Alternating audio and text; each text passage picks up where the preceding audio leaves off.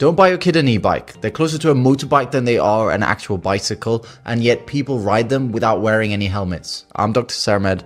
Let's look at the facts. Now, we all know that e-bikes have been sold to us as the next big environmentally friendly move, and to a degree, they are. But what they're not so friendly towards is children. So over the last few years, the number of children with severe head, neck, and even facial injuries as a result of e-bike use has been rising rapidly. These things go fast, more than 20 miles an hour. They can even keep up with city cars, except the difference on an e-bike is that with no helmet and protective gear, then you are the crumple zone. E-bikes also have worse grip, meaning you can lose control at high speed.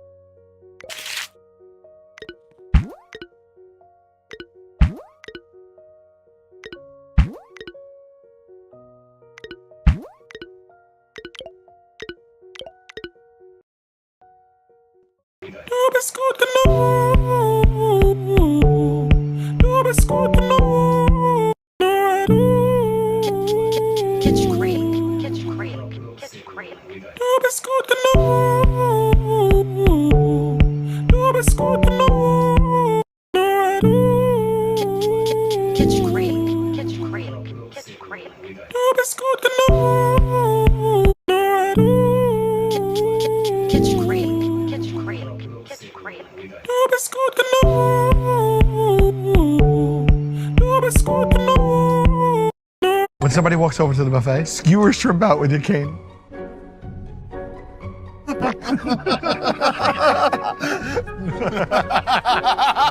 Take that whistle out. You're like, where the f my bird? Where the f is my bird?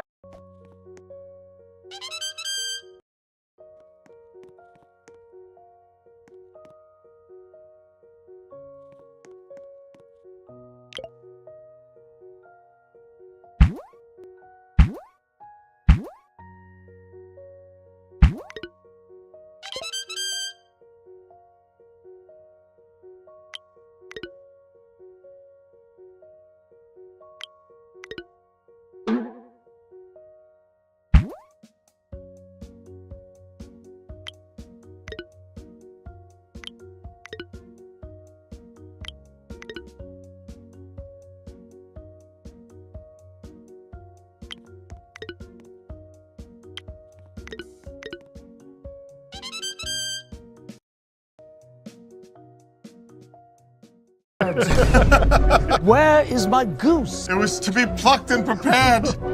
My goose was to be plucked and prepared. You don't care about my goose? Away with you, ragamuffin. What is your name, sir? Jay. A pleasure to meet you. Shake my cane, Jay. Shake it like a gentleman. There you go, Jay. Approaching people in different voices. Let's go. Excuse me, Batty Chris. Sorry. Do you know where I can find a toilet? I'm just looking for a big toilet. I need This now. How old? Do you like anime girls? That's what we're talking about. Senpai, will you notice me? Kimochi yamete. Kimochi. What happens to a World Cup trophy from the previous winners? When a team wins the World Cup, the captain lifts that shiny gold trophy over his head while the whole squad goes crazy celebrating with it. It's one of the most iconic moments in all of sports, and that trophy is the real deal, made of real 18-karat gold and worth a fortune. But the second those cameras stop rolling, that trophy is gone. You see, the moment the celebrations wrap up, FIFA quietly takes the original trophy right back. The winning country instead gets handed a gold-plated bronze copy called the FIFA World Cup Winners Trophy, and that's the one they take home forever. But believe it or not, the winners used to actually get the real one. Before the year 2006, champions were at least allowed to hold on to the original until the draw for the next tournament. But after that, FIFA locked things down. Now the real trophy lives in a high security vault at a museum in Zurich, Switzerland, and it barely ever leaves. But if you ever get to see it in person, there's something you'd never notice unless someone told you. Every champion's name gets engraved on the underside of the base, which means when the trophy is standing up, you literally can't even see the winners' names. But that engraving is actually hiding a countdown that FIFA is running out of time on. That base is running out of room, and it only has space for winners up through the year 2038. So pretty soon, FIFA will have to redesign the base or build an entirely new trophy from scratch. What happens to a World Cup trophy from the previous Van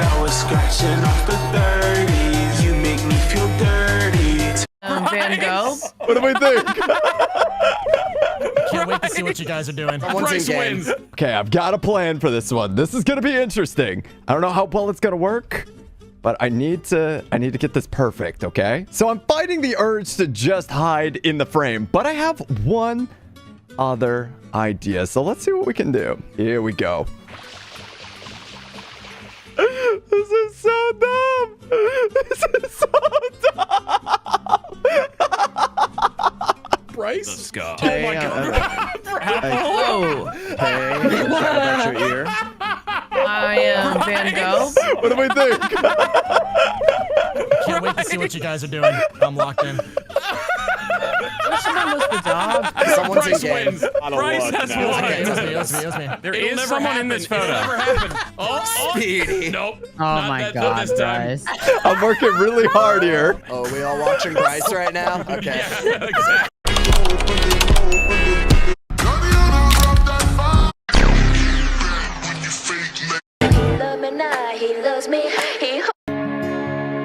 Are you always shaking your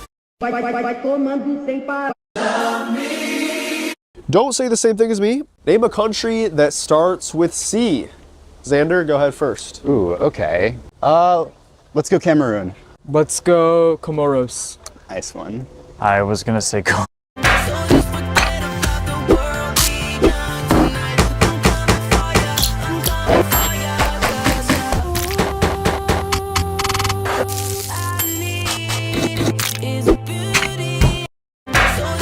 Players who used to be stars but fell off. Who are you waiting for? My friend?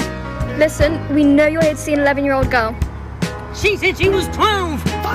We've got the screenshots where it shows that you've been sending her pictures of your toes. Oh my god. Outside my misery, I think I'll find a way out. I've had a strange day. Harry Kane may win the Ballon d'Or. Lamine Yamal may have won. Players who sued their own team. We're gonna shoot up. Don't know what you're allergic. If it gets a 5-1, it might have to be a 4. Oh, you beauty. You beauty. Yeah, beauty. Yeah, beauty. Yeah, beauty. Psych. Oh, don't fool. Don't fool. Oh my gosh. Enzy strikes again. Hey, I'm going bottom left. I'm going bottom left. I'm letting you know. I'm going bottom left. I'm letting you know. I'm going bottom left. Panenka. Panenka bang! Goal. Funniest Yo, fake brother. dap-ups. Yo, tough fit, bro. Yeah, for the fit, bro. Got you, I got you, bro. He killed him. Yo, tough fit, bro. I for the fit, bro. Got you, bro. Of course. Bro. Hey, man, what's good, bro? What the fuck? Oh, what's up, Brody? He was talking to me. I'm sorry, my bad, bro. What's up, bro? I was no words. Boy, how you doing, bro? Oh, shit, my boy. Oh, shit, hey, bro, I forgot to dap you up. Oh, shit, my boy. How you doing, bro? Funniest fake brother. dap-ups. This is my area, and I'm afraid to you because your ass is full of bacteria. This is my area, and I'm afraid to you because your ass is full of bacteria.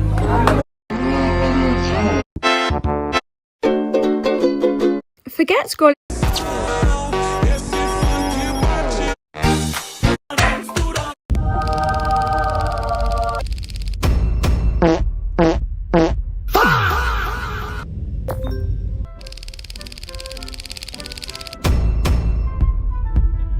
Huh?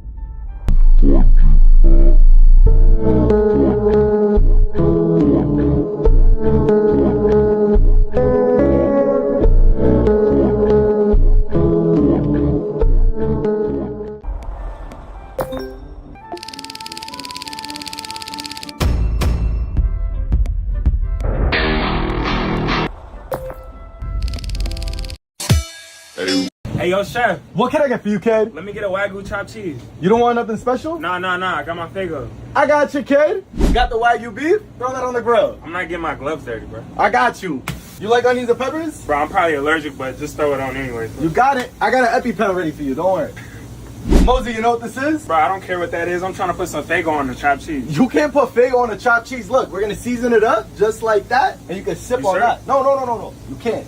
And now we chop it up. Bro, you tell me I'm not better than you at this? I don't think so. Nah, you lying.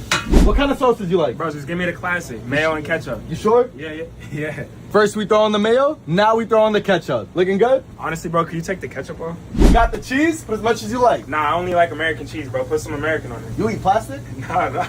Now we slap on the American cheese. That's how you do it. Wagyu's all ready? Throw it right on top. Nah, that looks gas. You want any lettuce and tomatoes? Nah, I don't like tomatoes, bro. Just put lettuce on it. And throw the lettuce right on top. Now take a look at that. A Wagyu chopped cheese for Lil Mosey. Nah, this looks bussin'. Now that the food's all ready,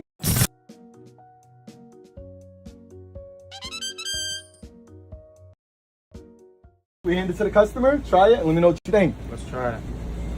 Nah, this tastes crazy. Tastes crazy? Pass me some hot sauce, bro. Come on, do your thing. Put it on. Just like that? Yeah. That's bustin'. Hey, yo, chef. What can I get for you, kid? Let me get a Wagyu chopped cheese.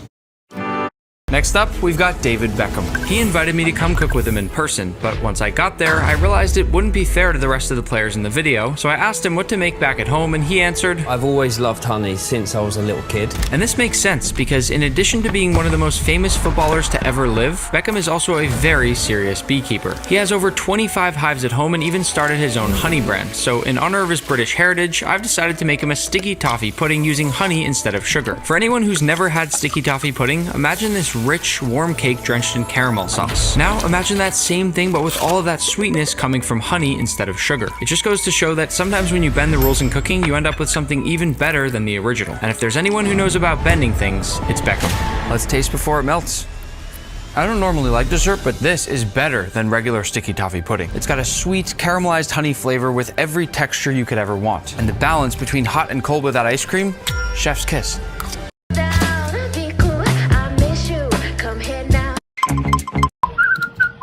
You was born out of your father's asshole. Your mama didn't tell you, did she? Oh, no, not Rosalie. And now your father wear Depends.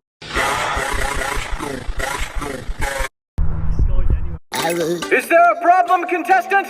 Make your way to the ring, please. Go get him, Manaka!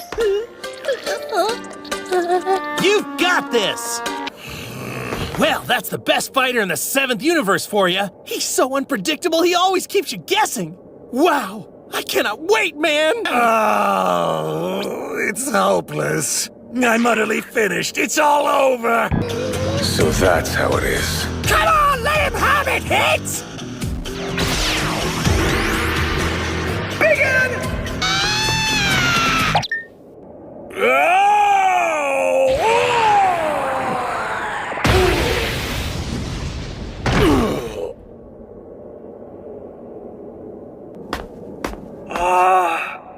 That's a ring out! Contestant Monaco wins! Is there a problem, contestant? Yo! Boom!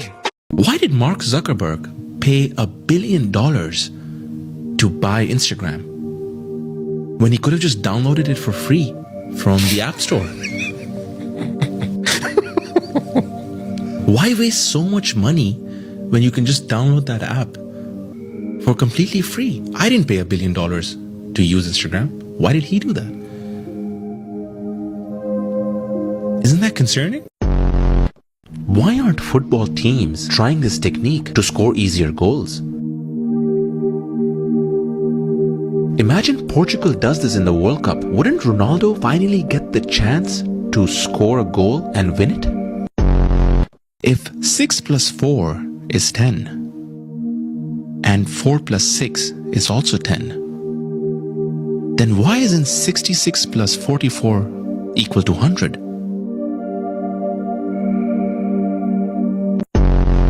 When Sweden play against Denmark, the scoreboard will display SWE-DEN.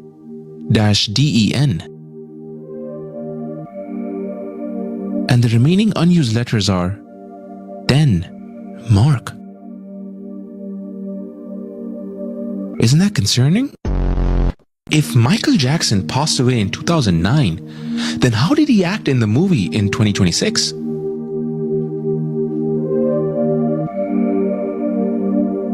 Does that mean he's still alive? You just won an unlimited money gift card. I did? But there's one catch. You have to spend 1 month living in one of these Airbnbs. Which one are you choosing? Let's see. What the? Hi, I'm Eleanor. Heck no. Welcome to my Airbnb. The ghosts only watch you while you sleep. Most of the time. No, she didn't even finish. This is Giggles Airbnb. Giggles? I'm Bubbles. Every night at midnight, all of us clowns gather in your bedroom for our private performance. Whoa! Whoa! This is Spider Nest Airbnb. My name is Sarah. The spiders here are mostly harmless. okay. They're just like crawling on guests while they're sleeping every night. Yeah, no. My name is Jake. This is the flooded Airbnb. Shark? This place floods every single night with random creatures in it. Don't fall off your That's bed. not bad. I can do that. My name is Chloe. This is the Mirror Airbnb. Sometimes, your reflection doesn't do what you do. I couldn't sleep one night there. Heck no. Bro, what This the? is Volcano View Airbnb. My name is Carlos. Bro, what? The volcano is active 24 hours a day, so if the lava gets... Hey, She my didn't name even is Emma. finish, she's good. This is the Doors Airbnb. Whoa. You never know what's behind the next door, or where I it'll do take that, you. the doors. You just won an unlimited... Next up is Chicharito. Hey Nick, this is Chicharito. My favorite food is chilaquiles, especially with salsa roja, crema, queso fresco, and sunny side up eggs on top. I grew up eating them in Mexico. They're still one of my favorite comfort foods. So Chicharito wants chilaquiles. Before we talk about chilaquiles, let's talk about how Chicharito got his nickname, because his real name is actually Javier Hernandez. As the story goes, his dad had bright green eyes, which are very rare in Mexico, so his family nicknamed him Chicharo, which means pea, because his eyes looked like green peas. And when his son was born with the same green eyes, they called him Chicharito, meaning little pea. And Chicharito went on to become Mexico's all-time leading goal scorer, and as we now know, the food that keeps him going is chilaquiles. Basically just fried tortilla chips simmered in salsa until they're just the right balance of crispy and saucy, then topped with crema, queso fresco, and a sunny side up egg. It's the most popular breakfast in Mexico, and I plated this one as the Mexican flag. Red salsa on one side, white crema down the middle, and for the green section, even though it's non-traditional, I've used peas in honor of his nickname. Obviously, we first need to pop the egg, and after being simmered in all that beautiful salsa, these chips should be just soft enough that we can kind of poke through them with a fork. But you can always get in there with your hands too, no one's gonna get mad. Está buenísimo. Chicharito, this is such a good choice for your favorite meal. It's beautiful, and it hits on all the different textures and flavors you could ever. Yo, chef! What can I get for you, kid? Can you turn around when we stop into the chopped cheese? Why'd you bring boneless? I don't like bones. I got you, kid. My man. You got the boneless wings? Throw that on the grill. Movie! Just don't worry about it. Top 5 fan reaction. What's this? It's a sock. It's a man's sock. I found it under. Nobody expected this boy. I need to lock in, bro. Yep. What's your name? Sifat. Sifat. Sifat. Yeah. And you are from? Why should I tell you? What the hell? You thought you could get me. What's in your hand? This is an apron. Okay. I've seen this whole archetype before, bro. Is your country also a name for food? Yes. Can you dab for me, please? How's that correlate? Do the dab. Alright, it's done. It's done? Yep. If I said to you, Alexis Sanchez, what are you telling me? Who? What? He's trying to throw us. He's trying to throw us. You throw me with that. If that's thrown you, what food?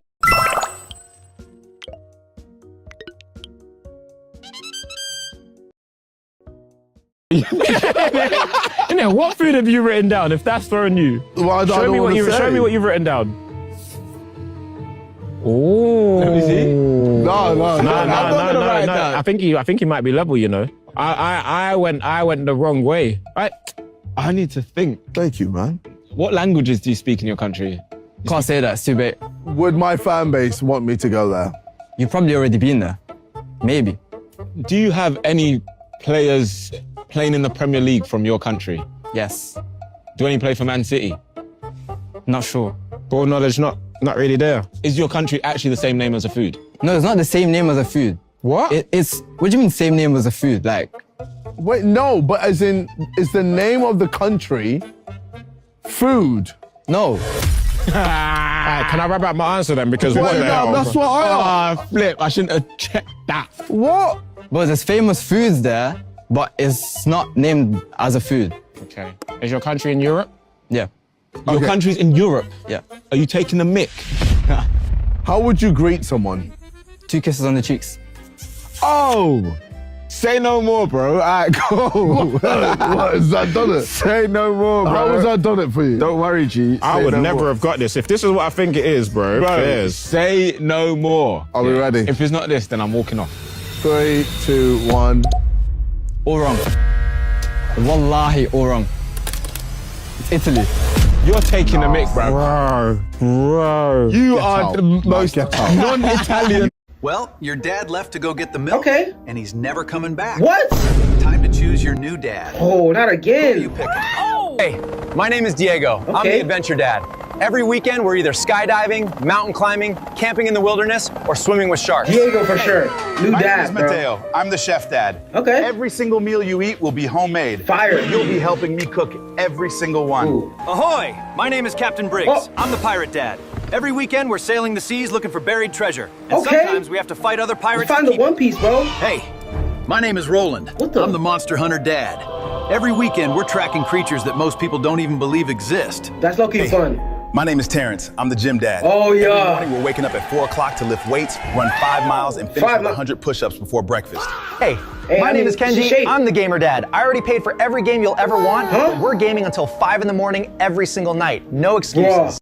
Well, your dad left to go. What are some of the... Are the Spanish World Cup winners? You're making me special for rice. You're making it for me. Huh? You came here to cook for me, brother. I came to London for you to cook for me. How do I turn this on?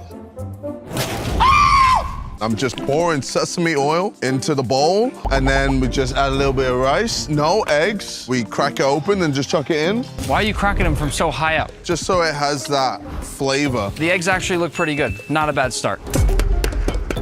Meat's already going in, okay. Prawns? Ooh. I mean, these are already cut up. Yeah, that's easy. Alrighty, I've never seen anyone do this order, but that's okay. Is this bacon? Maybe a bit more bacon.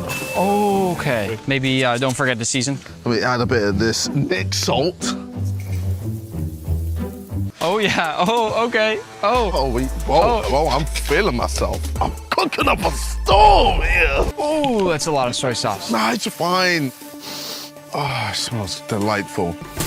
Look at that. Yeah. Do I look like a natural?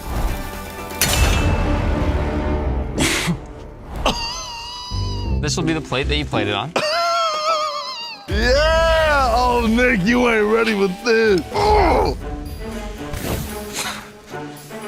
Okay, let's not do that again. I think this might be done. Well, let's plate it up, just like that. Oh, dumping it right on. Ta-da! Nick, dinner is served.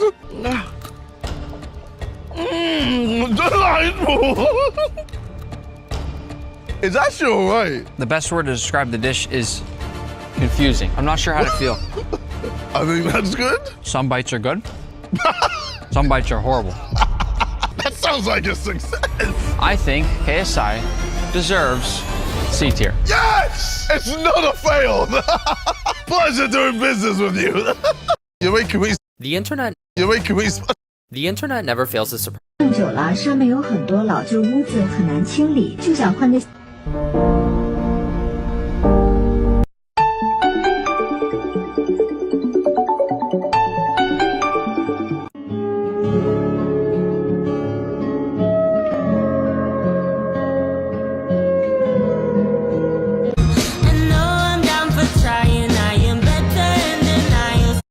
can't wait to eat. Still frozen. Ah! My finger! My hot dog! Delicious finger. Oh! It makes complete sense. I eat more and exercise less than the most succulent pig, but I must never eat me again. Never! Do, do, do, do.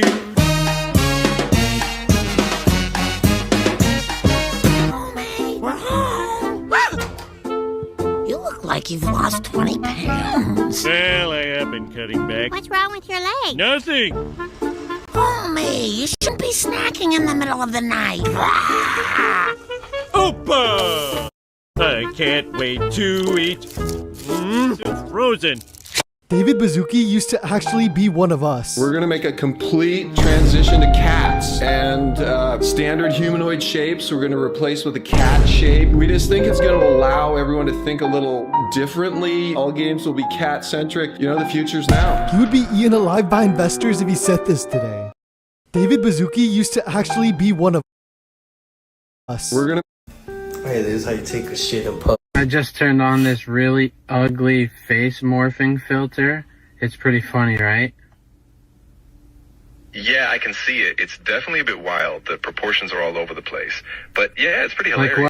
Like what? What looks so ugly? Yeah, so your forehead looks really stretched out and your chin kind of gets wide and narrow at the same time. It's like a total mismatch. And it's ugly? Yeah, exactly. It's kind of unsettling, but in a funny way. I think it just exaggerates all your features so much that it looks super off. Oh, I actually forgot to even turn it on, so... Ah, gotcha. Yeah, it might just be the lighting or something, but honestly, it still looks pretty odd even without it. If you want, you can try turning it on again. Or No way, the Rizzler, bro! I'm such a fan. What's up? It's an honor. Are you the dad? Yeah, nice to meet you, bro. I would love to draw him real quick. I'm a local artist. Yeah. You in? Can I draw you? Yeah? I'm gonna draw your portrait real fast. You're the legend. Wow. I can't believe I'm sitting here with the legendary Rizzler. How you doing today, bro? Good. Doing good? Yeah. So what's your biggest dream in life? Probably to become an actor or a comedian. Oh, to become an actor? I feel like you're already one of the greatest comedians. Thank you. Where do you get your comedy from? I feel like you're such a talent and you're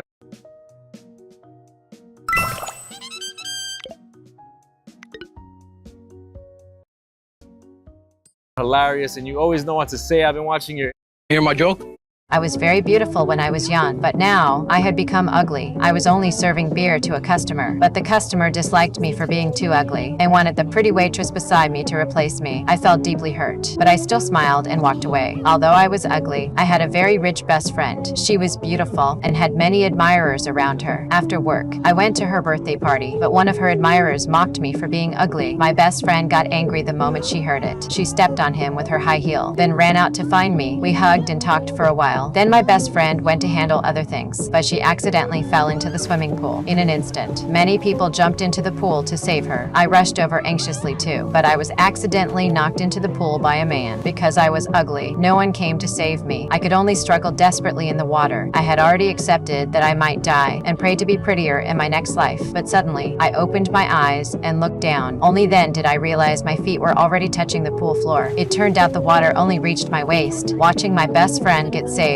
by so many men, then looking at my own embarrassing state, I finally understood. I was just someone nobody noticed. I walked home in embarrassment. Even a couple passing by could not help laughing at me, but my bad luck continued. The next day, I rushed to a job interview, but because of my appearance, the interview did not go well. As soon as I walked out, heavy rain started falling again. Bad luck seemed to keep chasing me until that night. I went home and turned on my computer. I received an email that changed my life. The email came from my childhood first love, a chubby boy. He said he wanted to see me. It turned out when that boy first transferred schools, he was always mocked by classmates for being ugly and fat. And back then, I was still a beautiful girl. I would always stand up and drive away the kids who bullied him because the boy's mother had passed away in an accident in the rain. So whenever it rained, he would become very painful. When he was helpless in the rain, I appeared in front of him and used my clothes to shield him from the rain. Seeing that he was still in pain, I took out my earphones and let him listen to music. Finally, the boy slowly relaxed and turned to look at me. I said I would always protect protect him. From then on, we became best friends. But the good days did not last. The boy eventually moved abroad with his father. Before he left, he promised he would come back to see me when he grew up. Back to the present. I agreed to meet him tomorrow. I was so excited that I could not sleep all night. By the next evening, I rushed to the meeting place with excitement. Right away, I saw a fat man sitting on a bench and eating. I smiled and jogged over, then gently tapped him. I excitedly pulled him up and said he had not changed at all, but he looked very confused and asked who I was. Only then did I realize I had mistaken him for someone else. Just then, my phone rang. It was my first love calling. Then, I saw a handsome man nearby, holding his phone and looking around until he saw me. Then he waved and walked toward me. The moment I saw him, my whole body froze in place. The boy in my memories kept overlapping with the handsome man in front of me. My first love had changed from a chubby child into a handsome man, and I had changed from a beautiful girl into an ugly woman.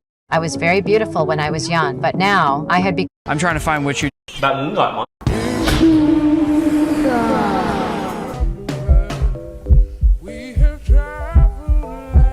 Can I please have my ball back, Kevin? Can I please have my ball back, Kevin? Come on, Kevin! Come on, Kevin! De gustibus non est disputandum. De cub... You stink! Whatever, just give me my ball back. You want it? Go get it, Stinky.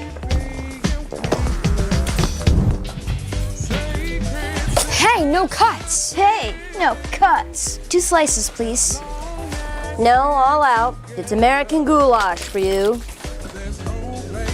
Hey, look at the goulash boy. Get away from me, Kevin. Ooh, get away from me, Kevin. I said get away. Pizza, pizza, pizza. Pizza. Pizza. Pizza.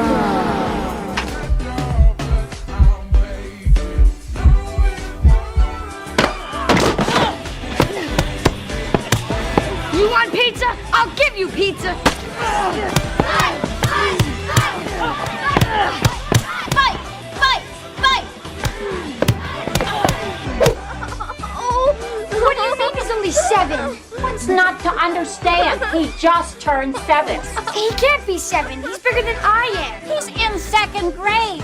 Oh my God! What happened? I want my Teletubbies. Look at all this blood. That's not blood, it's pizza sauce.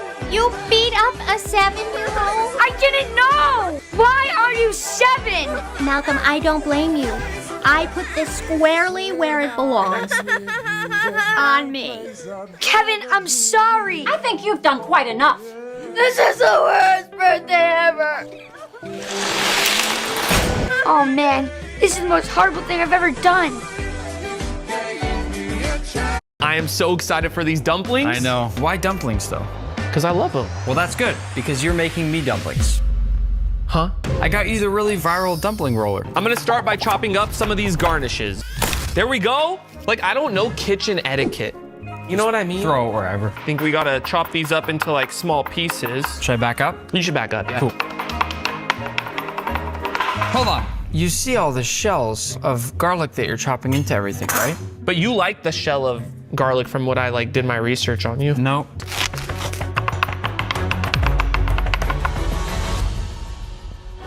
In we go. Watch the fingers. Gentle, gentle, gentle. You're gonna bruise the onions if you cut them like that. You can bruise onions? And you didn't wash them, right, or anything? I thought they came washed. Throw it in the bowl. Next is the pork. There goes the pork. I like that sizzle. We're gonna start with some white pepper. Get some soy sauce. It'll help to open the top. Oh yeah, probably. That smells really good. Don't you like the smell of that? Vinegar. It's time for the fun part. Grab the dumpling wrapper and use the device. And we are gonna wet the inside. We're gonna take a decent amount. We don't wanna overfill it because then it won't fold. Moment of truth, I've always wanted to do this. Oh my gosh. Is it stuck? Wait. Oh. Stop it. Stop. Oh! Yo, we did it. Your steamer's ready. Whoa, whoa, whoa. Ooh, okay. All right, let's make a few more maybe. A couple more, yeah. It's time to put the dumplings in the steamer. Close it up, and we let them steam for about 2.5 minutes. I think they're done. Ooh. I'm just gonna go on with a little bit of chili oil. Okay. Ooh, that looks good. Now to finish, some green onions. It's a little messy, but as for the taste, let's see. Oh my gosh.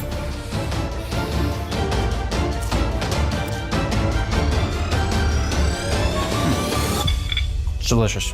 Really? Yeah. Oh my gosh. I am so excited for these dumplings. Prego? Sí, sí.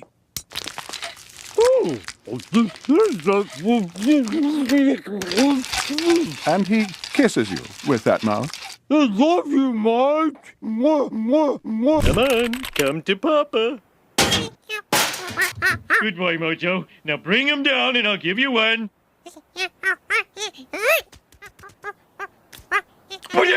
Stop that! You're a...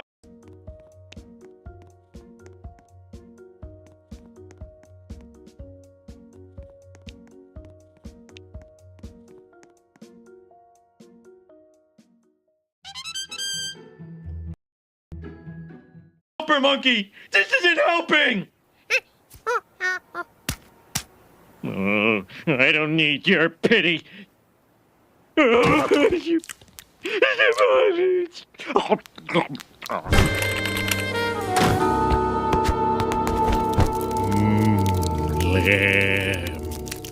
Now you stay close to my Shauna. If someone so much as peels a ladybug decal off her fake fingernails, I'm blaming you. I can hook you up with pinto and black beans. Well, I'll do anything for free beans. Hey, name tag. Do you know who her boyfriend is? Jimbo Jones. I gotta go sort tortillas. Corn, flour, corn, corn. Listen, lady, you do not two-time the man with the skull t-shirt. Jimbo doesn't care about me. He didn't even notice my side braid. Looks like two snakes trying to kill each other on your head. That's what I was going for. You know, for a second grader, you're pretty sharp. I'm actually in 4th grade. Huh? Let's go, and don't look guilty. Young lady, I need to check your purse. If anything happens to her, I'll beat you up from inside your brain. I stole this. You stole perfume? Well, I use it all the time. Me. You, and I are taking a trip to Mall Jam. This is so cool. You took a fall for me. No one's done anything for me before. Bart, here's my thank you gift. What could a girl have that I... Oh my God, it's just like Dad's. Maybe I should be faithful to Jimbo. He's bought me a lot of gum over the past couple of months. Listen, I could get wedgied for this, but Jimbo's a jerk. You can do better. You told me what's best for me. Come with me.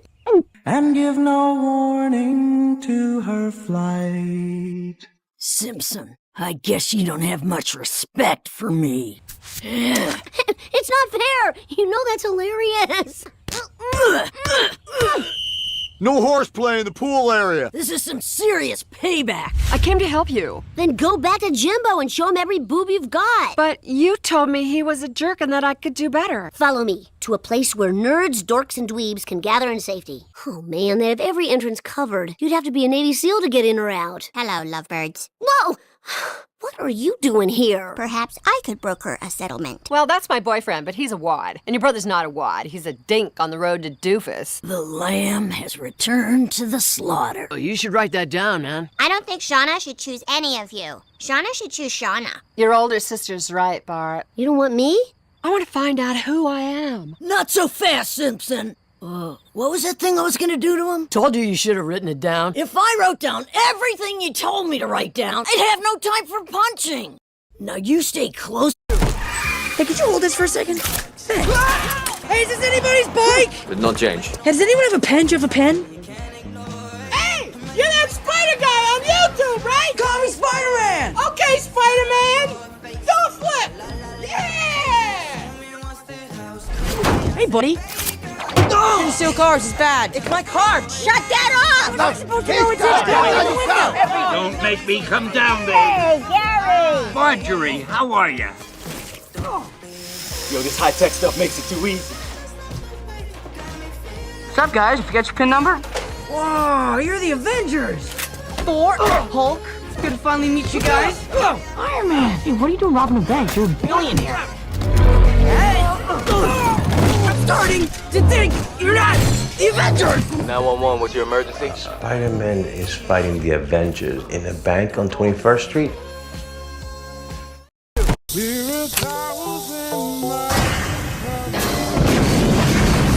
Are you crazy? I was trying to make some hot chocolate. Well, that's not the way you do it. Hey, give me the matches. Are you trying to blow the house off? I smoke.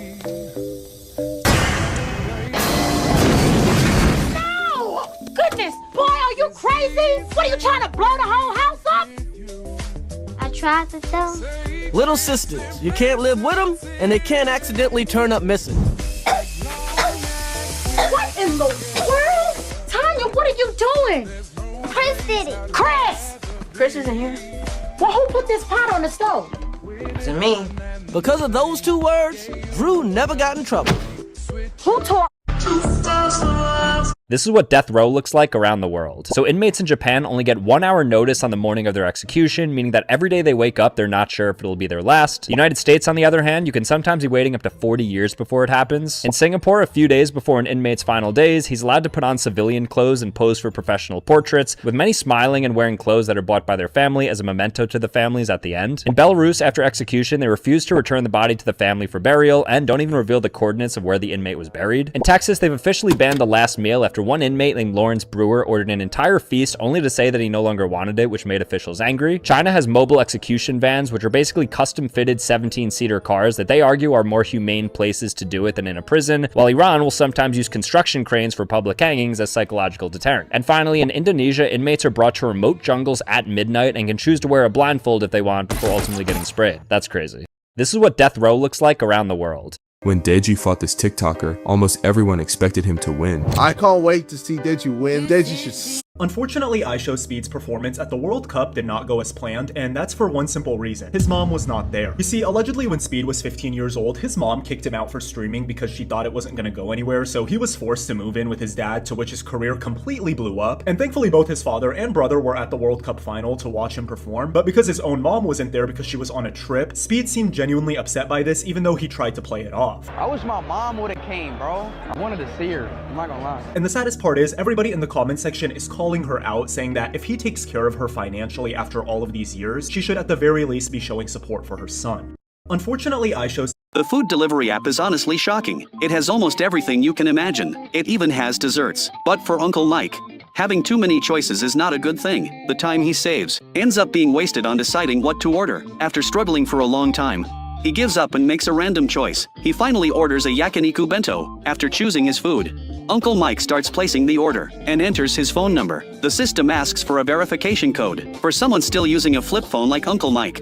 This is a real hassle. After finally entering the code, the system asks him to set a password. At this point, his patience is completely gone. Right before payment, a recommendation page pops up. Uncle Mike hesitates again. The page times out. He has to place the order all over again. Uncle Mike is so annoyed. He doesn't even feel like complaining. Waiting for delivery is painful. Uncle Mike can't focus on work at all. All he can think about is when the food will arrive. He decides to call his friend David to talk about a project, but the call doesn't go through. Just then, someone knocks on the door. Uncle Mike gets excited. But it's only a newspaper salesman. Almost no one reads newspapers anymore. Uncle Mike shuts the door without a word, not long after sitting down.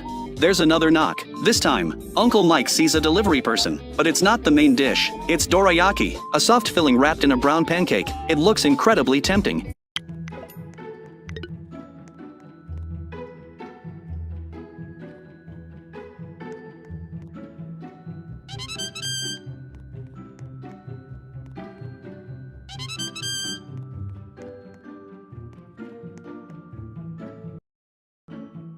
But Uncle Mike suddenly remembers that eating sweets on an empty stomach isn't a good idea. He calls David again, still no answer. Then the doorbell rings once more, but when Uncle Mike opens the door, he freezes. The delivery guy is David. Uncle Mike immediately pulls him inside and demands an explanation. At first, David tries to brush it off, saying he's delivering food just to get some exercise, but under Uncle Mike's pressure, he finally tells the truth. His investment failed. He's afraid his wife will find out, so he's delivering food to make the money back before it's exposed. Only then does Uncle Mike start eating. David complains about how much Uncle Mike eats, while collecting the 3,000 yen delivery fee in advance. Uncle Mike looks at the premium meat, covered in special sauce, high-quality yakiniku.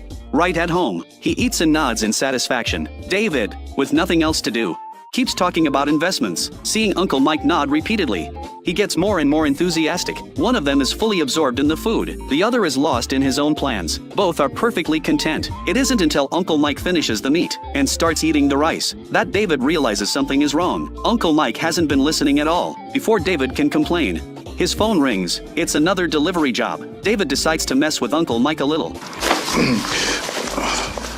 お前今から俺の代わりに He shoves the delivery uniform and box into Uncle Mike's hands, takes a bite of the dorayaki, and rushes off immediately, leaving Uncle Mike standing there alone, looking completely helpless.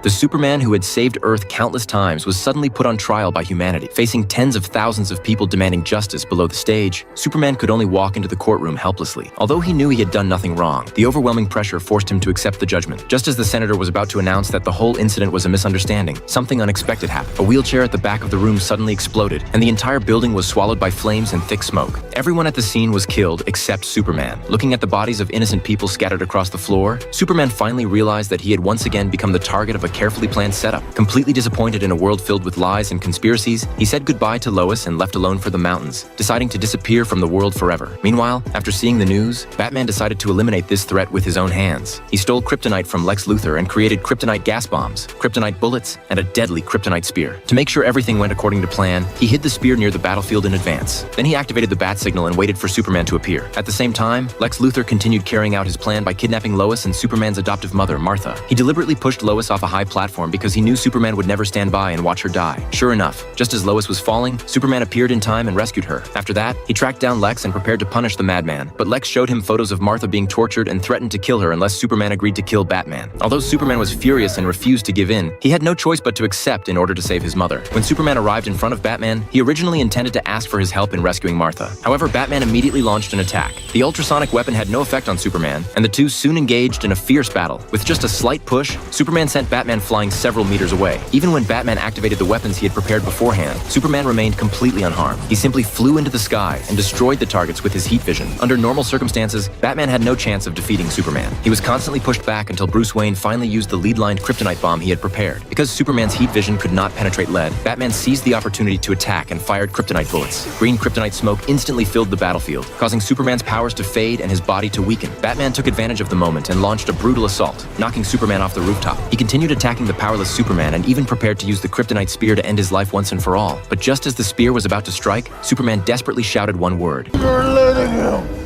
kill Martha! The moment Batman heard that name, he froze, because his own mother was also named Martha. When he was a child, his mother had been murdered by a criminal as well. Seeing that Superman, even on the verge of death, was still thinking about protecting his own mother, Batman began to question everything. At that moment, Lois arrived and exposed Lex Luthor's true plan. Batman finally realized that he had only been manipulated. He dropped the spear and made peace with Superman. The two heroes joined forces once again, determined to find Lex Luthor, the mastermind hiding in the shadows. Your father's first kiss was in high school, with me. Actually, Marge, there was someone before you. Oh no, my retainer! I got it! Oh, thank you. You sound so sweet. Well, I can ask if she has any friends, because she wants to meet me tonight. Ooh, a switchblade! I see the switch, but where's the blade? No! Found it. I couldn't believe my eye. She was the prettiest girl I'd ever seen. Until I met your mother. Homer, that girl was me. And then your father broke my heart. I thank you, but I don't even know your name. I bet it's something low rent, like Billy Bob. Or Homer. Oh, I'm sure it's a much nicer name than Homer. I'm Elvis. Elvis Jagger. I guess I'm going to have to be a brunette tonight. You must be Elvis. Elvis? What the hell kind of name is that? Oh, yeah, right. Kids are already. What are you, chicken? Is he making chicken noises? I found this stone earlier. Ooh, it looks like a heart. Will I see you again tomorrow? Absolutely. I guess he's not coming. It was years before I could trust a boy again. How could you, Dad? If I died now, I'd die happy.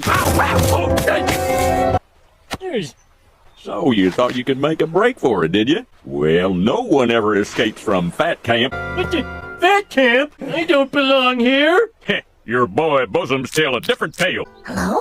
I'd like to speak to Elvis Jagger Abdul-Jabbar. Hey, don't you try and prank me with a fake name. That boy I kissed wouldn't even tell me his real name.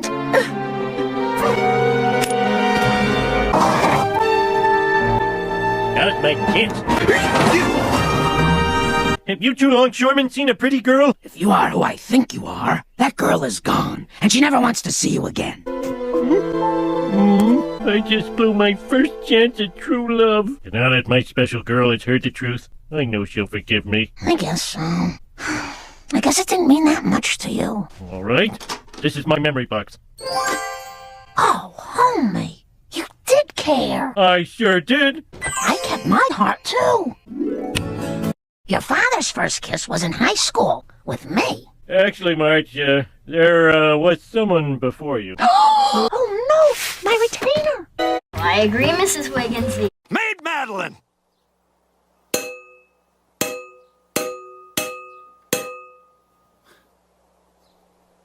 Ding! Peter, what the? Bart put the lizard and a squirrel together, hoping they would somehow breed across species. Just then, the principal and a teacher suddenly walked in. Bart had no choice but to hide in the storage room. The sounds coming from outside were so embarrassing that he started reciting astronomy facts to distract himself. That was also the reason he got a high score for the first time. The whole family went to a fancy restaurant to celebrate. Unfortunately, Homer's credit card was declined. They tried to sneak out, but the restaurant was prepared for that. All the exits immediately locked. Okay, so we can't pay for your precious food. What are you gonna do about it? They ended up singing for customers until late at night before the owner let them leave. On the way home, Lisa and Bart noticed the back seat was missing. Homer explained that he had sold it for gas money. Marge couldn't understand when they had become so broke. A moment later, the car ran out of gas anyway. It turned out Homer had spent the money on a new horn. The next day, they met with a financial advisor. Her conclusion was that the Simpsons would stay poor for the rest of their lives. Even worse, they no longer had enough money to pay her fee. Later, Homer drank several beers to work up the courage to ask Mr. Burns for a raise. He gave a long speech about how hard his life had become, but Burns wasn't listening at all. Instead, he told Homer to throw pudding in Lenny's face and promised him $4. Hey! Ow, my eye! I'm not supposed to get pudding in it! After that, Homer became Mr. Burns's personal entertainer. Burns paid him to do ridiculous things for amusement, and Homer kept humiliating himself for money. The line in the ladies' room is far too long, and so I hope you don't mind if I... Oh! Baby made a boom boom. Oh, good heavens! Oh! The good news was that the extra cash improved life at home. At least they no longer had to worry about the kids getting sick. Homer told Marge that he was helping Burns with a special project, and she believed him. Later, Burns took Homer to the zoo and made him dress up as a panda. He danced in front of the visitors, but the zookeeper thought the panda had gone crazy and started shocking him with an electric prod. The zookeeper even said that pandas found it as harmless as a tickle. Eventually, Homer collapsed, but the commotion attracted a male panda. The panda dragged Homer into its enclosure. Homer only managed to escape after it fell asleep. Unfortunately, his foot got caught in the fence, and the panda head fell off. Lisa happened to see everything. Did you see Daddy dance? They all saw me dance. She didn't want her father to keep living like this. Just then, Burns found Homer again. He had another humiliating job for him. This time, Homer wanted to refuse, but Burns offered twice as much money. Now Homer faced a difficult choice: listen to his daughter, or give in to his boss once again. Bart put the lizard and a squirrel together.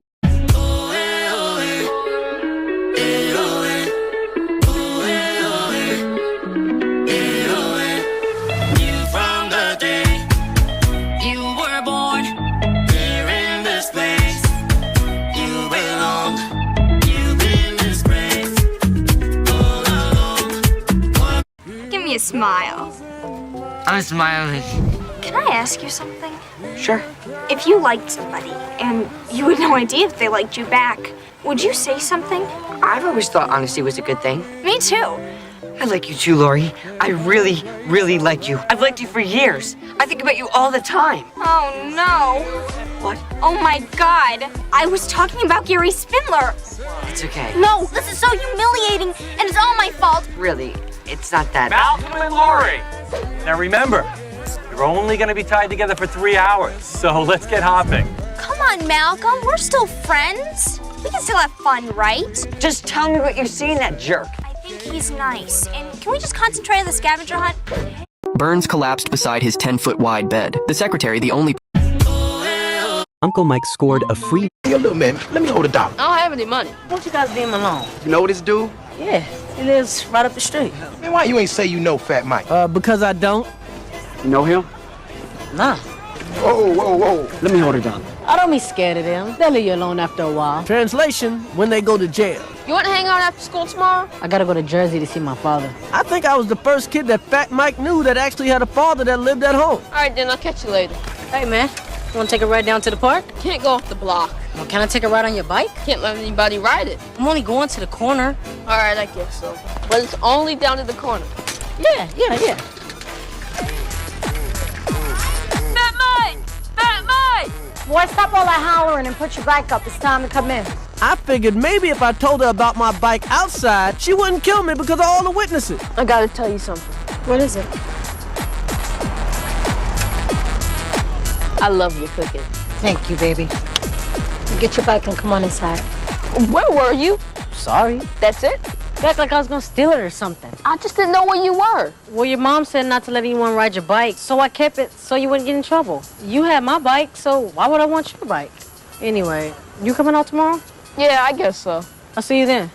Yo, little man, let me hold $1. I know Fat Mike. Who?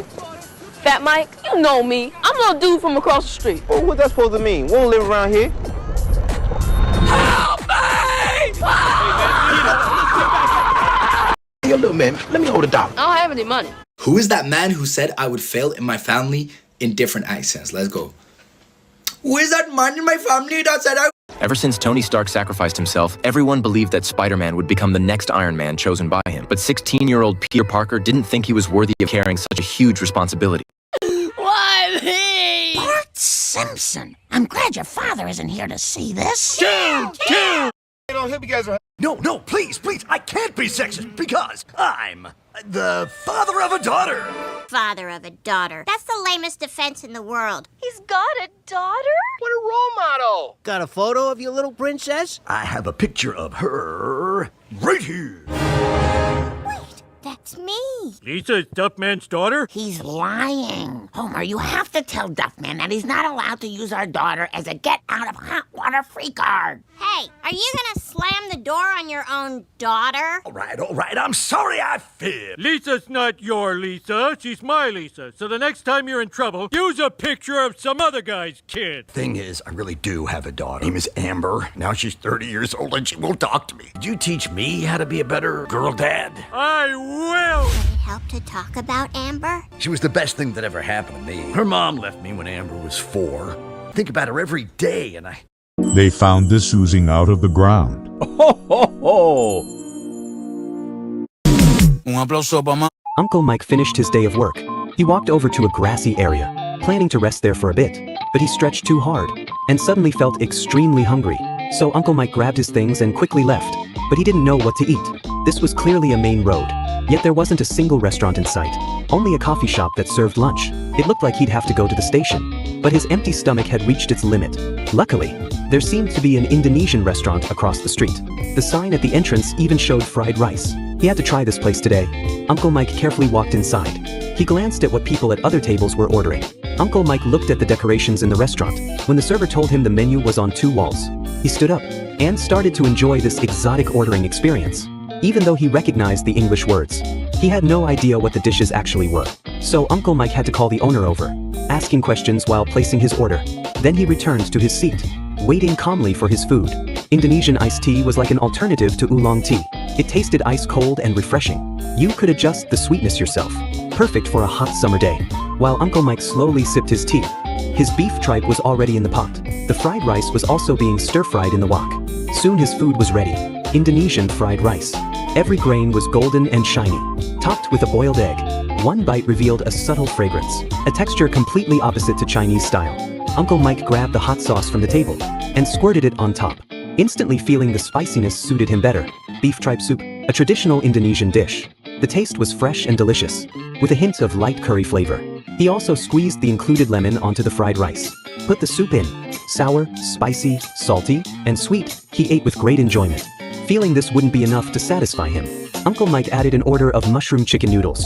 Rendang beef is one of the most popular beef dishes, a traditional Padang specialty, slowly cooked with various spices over low heat. Uncle Mike took a big bite. The tender beef fell apart. The flavors of multiple spices spread through his mouth. Truly a dish that makes you smile without thinking. Mushroom chicken noodles came with chicken broth. Could be used as a dipping sauce, or poured over the noodles, kind of like a fresh mushroom chicken version of dry mixed noodles. Uncle Mike directly poured the chicken broth into the noodle bowl, turning the mixed noodles into soup noodles. Soon he finished the noodles and drank all the soup. After leaving, Uncle Mike patted his full belly and left feeling very satisfied. Uncle Mike finished his day. Look at these prices. Look at these prices. I could make this dress. Max from Kmart.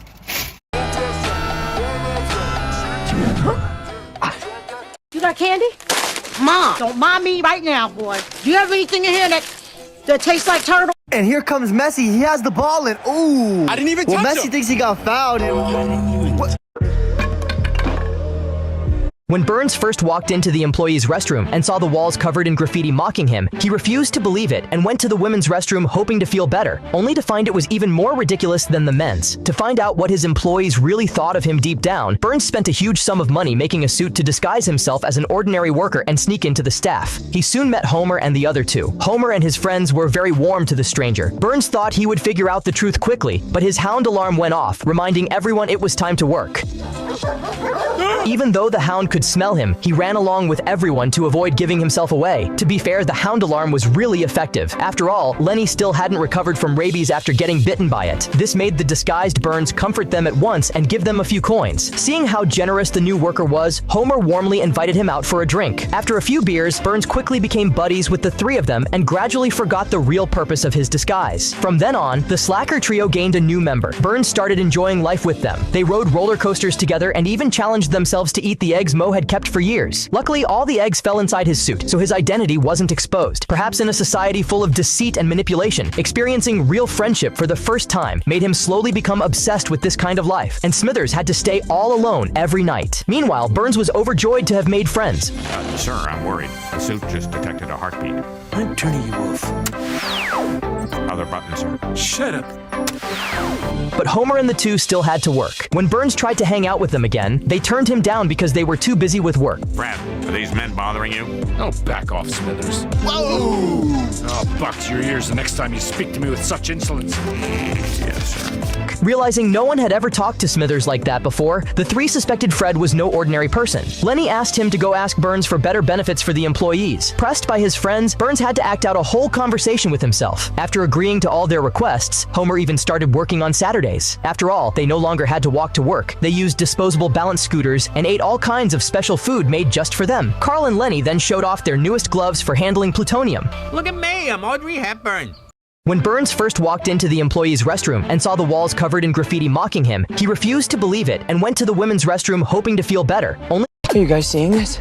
Yeah. No Spain player celebrated the World Cup title like Yamal's little brother. Do you recognize this Lego Ninjago sword? Because I nearly gave up. Corruption is not bad. Corruption is only bad if I'm not involved. Yes.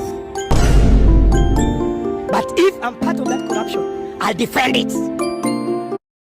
Corruption. Guys, I need your help. Every time I cough, I turn Jamaican. I don't... Me not know what the blood clot. Bart went to do a part-time job. What would life be like for the I ain't never seen nobody crack an egg with a spoon. What kind of shit is that? What does it make a difference what I crack it with, motherfucker? I'll crack it with your big black head, motherfucker. Next up, Memo Ochoa. Hey Nick, my favorite food is beef Wellington. Somebody help, please. Oh my. Did the power go? Somebody help, please.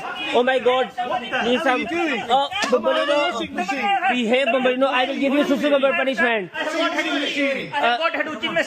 Bambalino, please. They will give you susu bumper punishment. What are you doing, man? Did the power go out?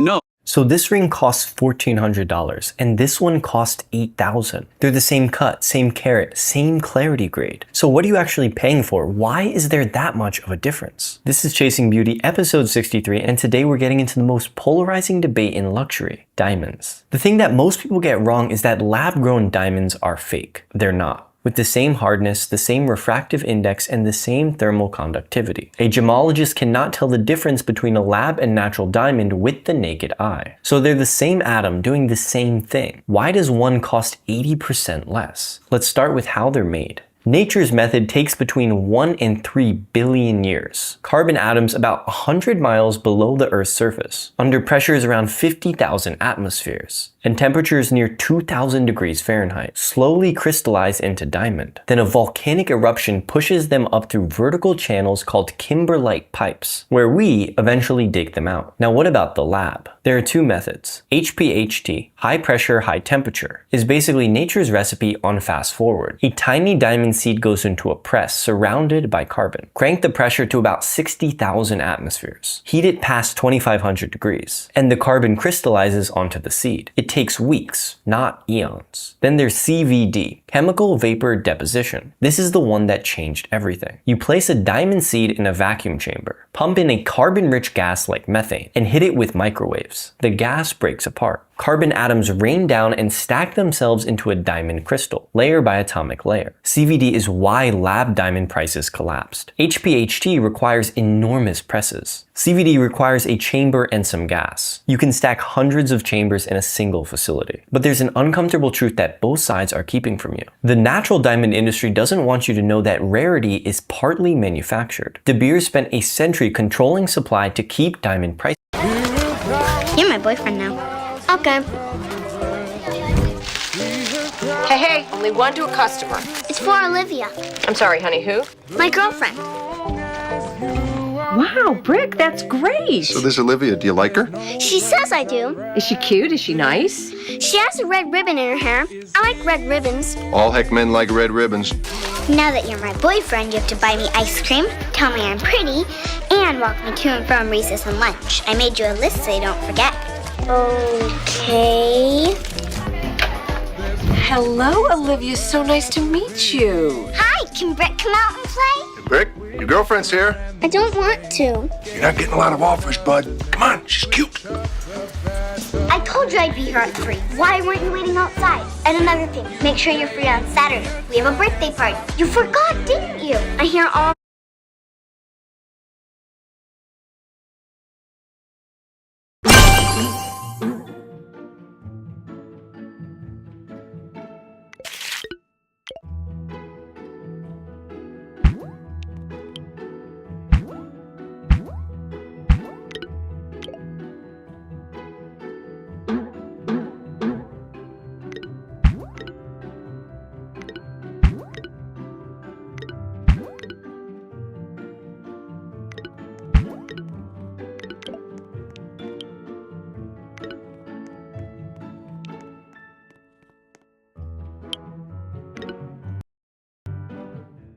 words, Olivia. All of them. All of them. And why do you whisper to yourself? It's so annoying.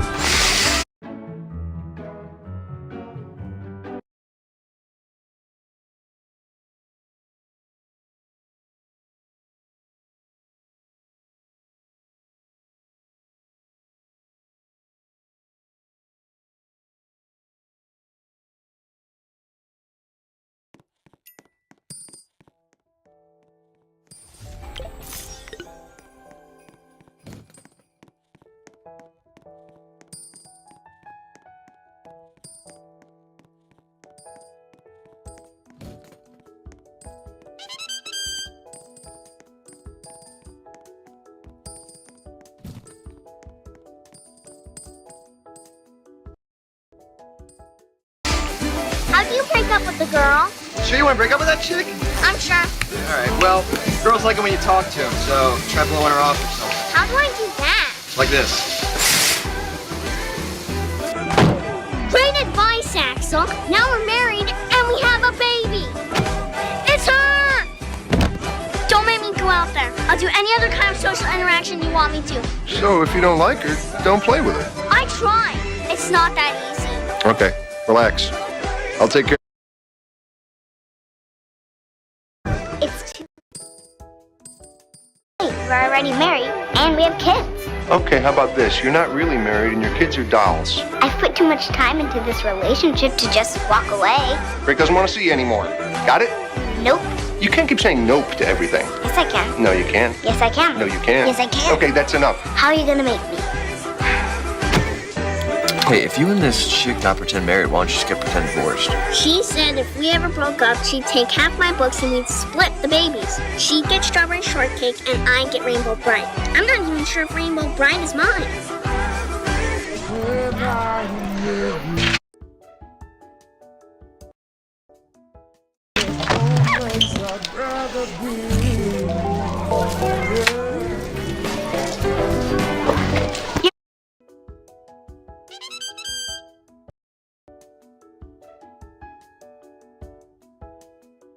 You're my boyfriend now. Okay.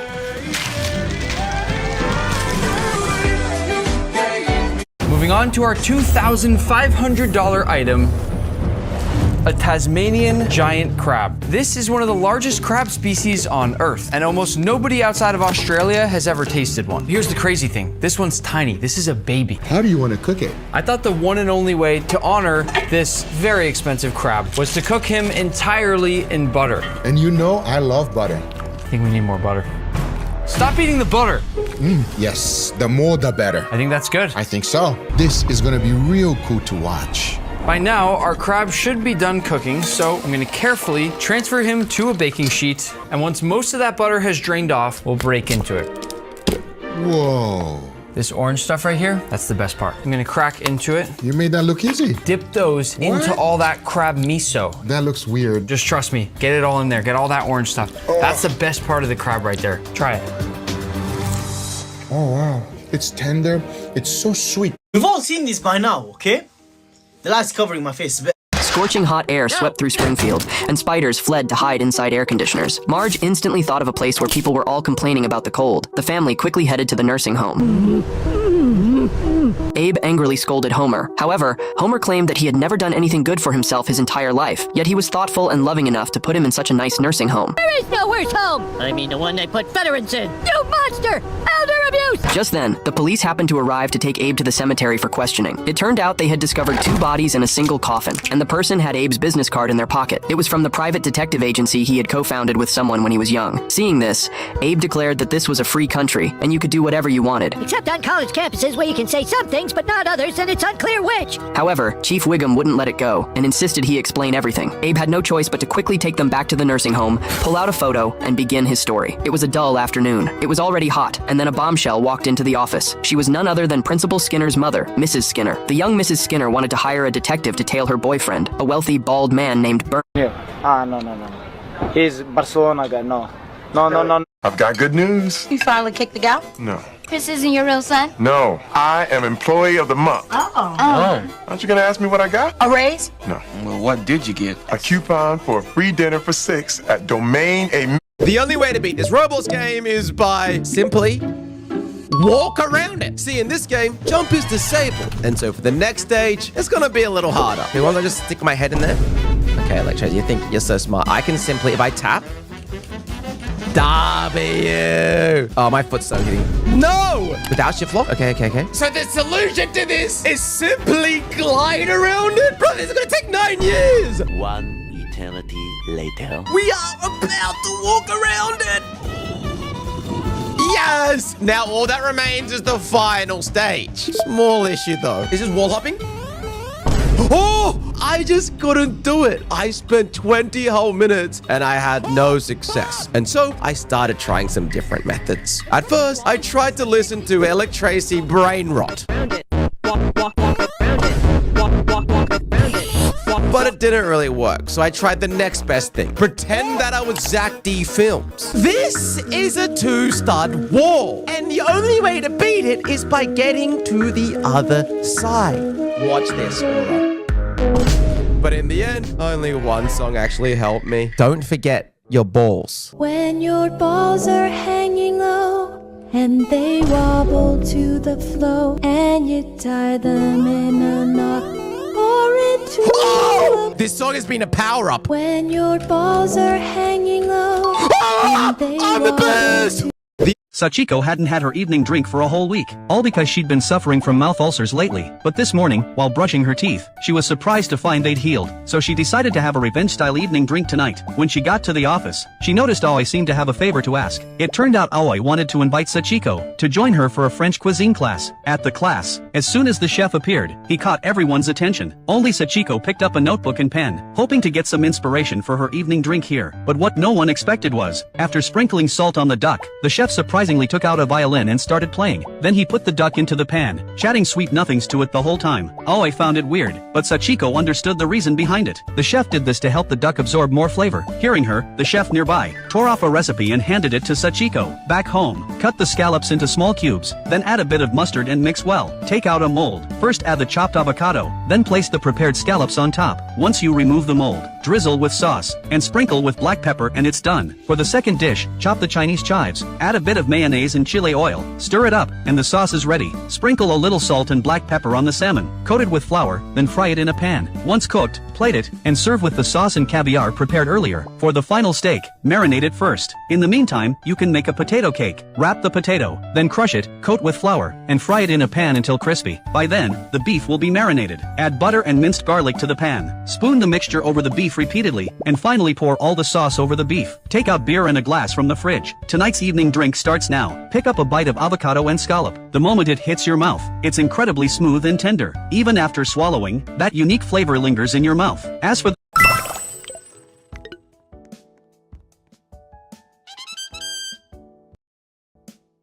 salmon, after the simple preparation, it not only retains its original sweet and fresh taste, but also has a light spicy kick. Since she's going to eat steak next, Sachiko chose red wine for her second drink tonight. When cutting the steak, you can even see the juice oozing out. Take a bite. The slight crispness on the outside pairs perfectly with the tenderness inside. Then take a bite of the potato cake, and you get a creamy, dense texture. As the food dwindles, tonight's evening drink comes to an end here. Sachiko hadn't had her evening drink for a whole week, all because she'd been suffering from mouth ulcers lately. But this morning, while brushing her teeth, if you told me 4 years ago every umbrella you've ever owned died the same way. Wind caught underneath, the ribs buckled, and the whole thing turned inside out. You stood there in the rain, tears streaming, holding a mangled piece of metal. Trust me, we've all been there. This is episode 37 of Chasing Beauty, and today I'm going to show you why cheap umbrellas are engineered to fail, and what it actually means to have a good umbrella. An umbrella has one primary enemy: wind. The umbrella's canopy catches it, fighting to flip it inside out. And on a $10 umbrella, the wind always wins. If you open it up and look inside, you'll find that the canopy is a closed bowl. When wind pushes up from underneath, there's nowhere for the air to go. Pressure builds on the frame until the joints give way, and that's when the whole thing collapses. A closed canopy is a sale. Every premium umbrella is trying to solve that problem, but their solutions split into two different camps. This is a gustbuster. It's around $60. Look up inside and you'll find two canopies stacked on top of each other, tethered by elastic straps. The inner canopy has raindrop-shaped vents cut through it. When wind pushes up from below, the outer canopy lifts. The elastic stretches and the gust escapes out through the holes. The harder the wind hits, the wider the vents open. It's the most wind-resistant design ever put on a stick. Independent tests put it ahead of everything else. It's also, let's be honest here, a little rough on the eyes. It looks like an umbrella designed by an engineer, because it was. This is a Francesco Maglia Storm, handcrafted in Italy since 1854. No vent. Wind catches the fabric the same way it catches any other solid canopy. Oh yeah, it's also $500. So what makes it work? Look at the ribs. They're curved in a subtle arch, and they're made from a blend of steel and carbon fiber. When the gust loads the canopy, the ribs flex outward and then spring back. They're strong enough to absorb the blast. This only works because every rib is engineered to bend exactly so far, and no farther. A cheaper frame is likely to kink at the joints or snap after a hard gust. Because of a swapped love letter, Marge's entire life was completely rewritten. The two kids' personalities changed dramatically, and her husband became comic book guy, but Crusto from their childhood returned. Marge wanted to go back, but the comic book guy was afraid to face it.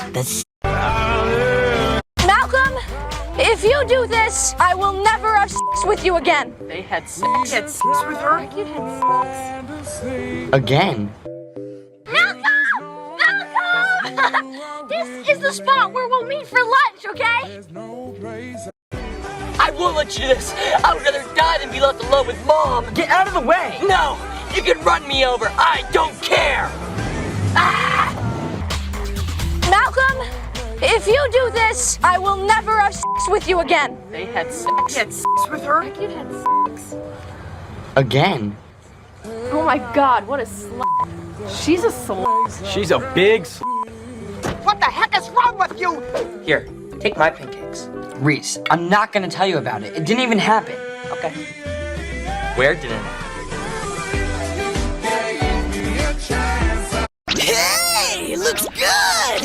happy to take that for you. Hold it! If you touch any of that, you'll be eating the rest of your meals in the brig. Yeah, no problem. Heat up. Thank you. You're dismissed. Right. Aye, sir. Outstanding. It's everything they said it was. Surpassed all my expectations. Mine too.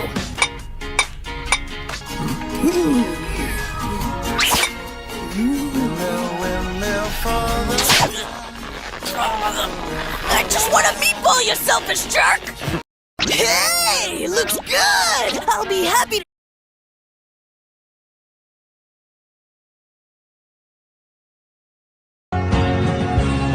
They've really got it rough. They eat king crab every single day, and they're miserable about it. Even with shells packed full of sweet, tender crab meat, nothing can fill the hole left by their love for ramen. Shredded crab meat tossed over a bowl of rice makes for a pretty perfect seafood rice bowl. Dip those crab legs in the dipping sauce, and honestly, it gets even better. They're really getting into it. When Chef Jack suddenly drops the news, no more ramen. Turns out someone had been sneaking ramen in the middle of the night, and they burned through the entire base's supply. They still have flour and eggs, but they're completely out of lye water. Without lye water, there's no way to neutralize the sour fermentation smell in the dough. And without that, the noodles just won't have that signature chewy, springy bite. So ramen is off the table, but king crab? Unlimited supply. The news absolutely devastated the crew. Suddenly, those massive crab claws in their hands didn't seem so great anymore. In the middle of the night, someone slipped into Jack's room. He was going absolutely crazy from the ramen craving. Jack was caught completely off guard. Then, almost by chance, he overheard a colleague mention that sodium carbonate dissolved in water with a little salt can mimic the effect of lye water. He mixed his homemade lye substitute into the flour. Then he wrapped the dough tight in a plastic bag and stood on top of it to knead it with his feet. Once the dough had fermented, he dusted it with flour, rolled it out into a flat sheet, then sliced it into thin, even strips. Once the water hit a rolling boil, he shook the noodles loose and dropped them in. Fresh out of the pot, he topped them with scallions, bok choy, and a few slices of melt-in-your-mouth char siu pork. Before digging in, you take a sip of the broth first, then a big, satisfying mouthful of noodles. This is ramen at its absolute finest. One by one, they ate like they'd never tasted anything better in their lives. That's when a colleague came running in. The northern lights had just appeared outside, but nobody even looked up. They were too busy eating ramen. They've really got it rough. Negative 70 degrees freezes everything it touches. Frozen wolf. If you don't move, you'll freeze. How many layers will keep you alive in this cold? I'm wearing my second layer of warm clothing. This is my second layer of socks. If you look at my upper body, I'm wearing my third layer. Now this is my fourth and fifth layers. One more layer of socks with a fairly thick jacket makes it my sixth layer. And here is my seventh layer. What I'm wearing weighs 8 kilograms. I'm wearing a reindeer fur coat that covers every inch of my body from head to toe. I've got 21 layers to survive this deadly cold, and it took me 26 minutes just to get dressed. But if you don't, you'll freeze. I'm out for just a hair's breadth, and I'm already frozen. 5 minutes in, just taking off my gloves, and the cold is burning my fingers. I'm numb in this area. By the 15th minute, I felt a full-blown frostbite on my nose. Without enough warmth, the water in every cell freezes into ice crystals. Besides stinging like tiny needles, these ice crystals damage cells and kill tissue. Negative 70 degrees freezes everything it touches. Frozen wolf. If you don't move, you'll freeze. How many layers will keep you alive in this cold? It happened, guys. North Korea did it. They won the World Cup. Oh my goodness. What an incredible game we all just witnessed, guys. Absolute banger from Kim Jong-un in the 90th minute. Can you believe it? This guy is the greatest to ever do it. There is not a single better player in all of football. What a game. He's probably going to do the same in the next World Cup, and the next one, and the next one. It happened, guys. North Korea did. Can you guess the phrase? 1 in a million. Lock in, lock in, lock in. 8 eggs. It's eggs, and they're scrambled. Scrambled eggs. Crossroads, because it's a cross the road. Oh, this. Travel over. What? Okay, guess the phrase. Travel divided by 6 seas. Is this cross country? Travel the 7 seas. Travel over 6 seas. Okay, we know how. Okay, we understand how that works. Okay, sitting over the world. Wait, think this through. Think this through. How is it? I wrote that, didn't I? I wrote that. Cross guard. It's a cross that is guard. Oh, come on, man. Give me something hard. Okay, this one's you're under arrest. Bang. Oh, you're in a hurry. It's hurry upside down, right? Why would hurry be upside down? Or is it just hurry up? We did it! Only 1% can do it.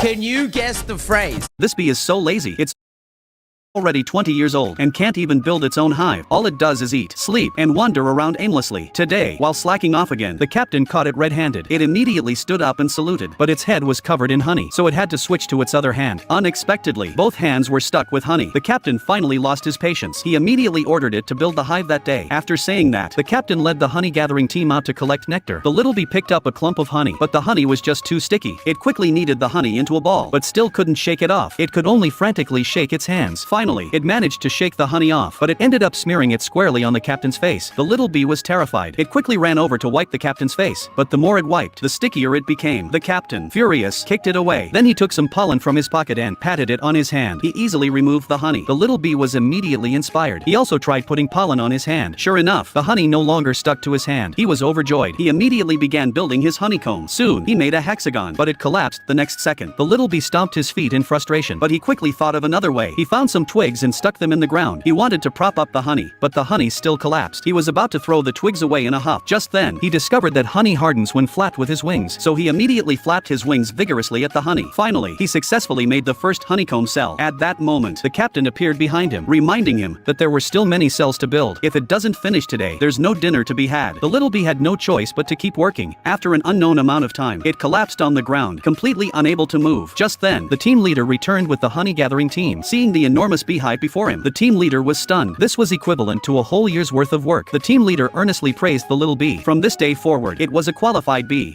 This bee is so lazy, it's already 20 years.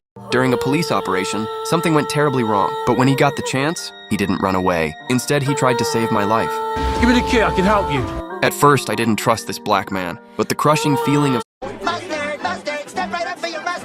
SpongeBob started giving free mustard to everyone. He even squeezed out a mustard boyfriend. Before long, the entire bottle was empty. Just as SpongeBob reached for another one, Mr. Krabs was already waiting. Furious, Mr. Krabs sent SpongeBob and Squidward to work in the mustard mines. Just then, Patrick showed up. It turned out, he was the one who had eaten all the mustard, so he was sent to the mines too. The three of them arrived at the mine entrance. As soon as they walked inside, SpongeBob and Patrick got so excited that they accidentally caused the entrance to collapse. Now, their only option was to find another way out. Soon, they came across a huge bottomless pit. SpongeBob decided to jump down first to scout the way. Don't bother jumping. That shaft has no bottom. Let's take the escalator. Sure enough, there was an escalator inside the mine. After reaching the bottom, the three of them split up and started mining. With a single swing, SpongeBob uncovered a solid gold nugget, but all he wanted was mustard. Patrick dug up a giant diamond, which completely surrounded him. Seeing this, Squidward got excited. He swung his pickaxe, expecting to strike it rich. Instead, he found nothing but ordinary sand. However, he accidentally uncovered a hidden passage. Inside was a subway station. A train pulled into the platform, and SpongeBob and Patrick were already sitting inside. This is the last train today, but no matter how many times Squidward swiped his card, the gate refused to open. Watch the closing doors. Squidward rushed toward the train, but the doors slammed shut, leaving him stuck outside. The next stop was Condiment Station. As soon as they got off, they rushed in to dig. Squidward found mayonnaise. SpongeBob uncovered hot sauce. Patrick dug up ketchup. In the end, SpongeBob had the best luck. One swing of his pickaxe, and he finally found a rich vein of mustard. They decided to dig up even more. Patrick transformed himself into a giant drill. Just as they were about to start, a mysterious old man appeared. He pulled out a wooden plug and jammed it into the hole. The old man explained that the mustard vein was directly above a volcano. If they drilled through it, the volcano would erupt immediately. But Squidward insisted. The old man just wanted all the mustard for himself. The two of them started fighting, but Squidward was no match for him. Patrick rushed in to help, only to be sent flying. With a single punch, he crashed straight into the hole, and the ground began to split apart. The old man immediately turned around and ran for his life. Just then, Mr. Krabs called again, demanding to know where the mustard was. To stop the volcano from erupting, SpongeBob threw himself into the hole to block it.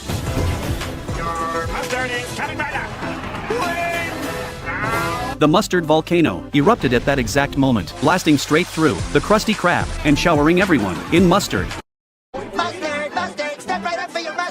SpongeBob started giving free. Sachiko was totally confused. Her neighbor had given her a yam. She kept thinking about how to cook it just right. She even went to bed hugging it, trying to figure it out. Then out of nowhere it hit her while she was taking a bath. She rushed straight to the grocery store and spotted a store clerk promoting okonomiyaki, which was exactly what she had in mind. But another clerk was pushing Hiroshima-style okonomiyaki hard. Same dish on the surface, but the two styles each had their own thing. on. Sachiko never liked picking just one though. If it looked good, she was getting all of it. She swore to herself tonight she was making the most yam-packed okonomiyaki possible. The moment she got home, she got right to work. She tossed sliced cabbage and green onions into a bowl and set them aside. Then she peeled the big mountain yam. Just thinking about it turning into something delicious made her feel all warm inside without even trying. She kept rubbing the yam back and forth on the grater, working it into this gorgeous sticky paste. It was no easy task. Honestly, just as much of a pain as picking crab meat out of the shell. But good food is worth putting in the time. The longer you work at it, the better it ends up tasting. She poured the yam into the cabbage, then added in some panko breadcrumbs, along with a bit of pickled ginger and 1 egg, plus the green onions of course. Then came the flour and dashi powder, and finally she mixed it all together, every single good thing blending into one. She cut the leftover yam into thin strips, then cracked a fresh egg right on top. A drizzle of ponzu turned it into something light and refreshing just like that. She pulled out her trusty electric griddle that never quits, along with the 2 spatulas she snagged on sale last year. And just like that, a simple little solo dinner was ready to go. First, she popped the tab, poured herself a full glass of beer, and took— You killed it, bro. I'm dead ass. You killed it, bro. You killed it, kid. You killed it, bro. I see you everywhere, bro. No words, bro. It's almost set. Sword. Catch.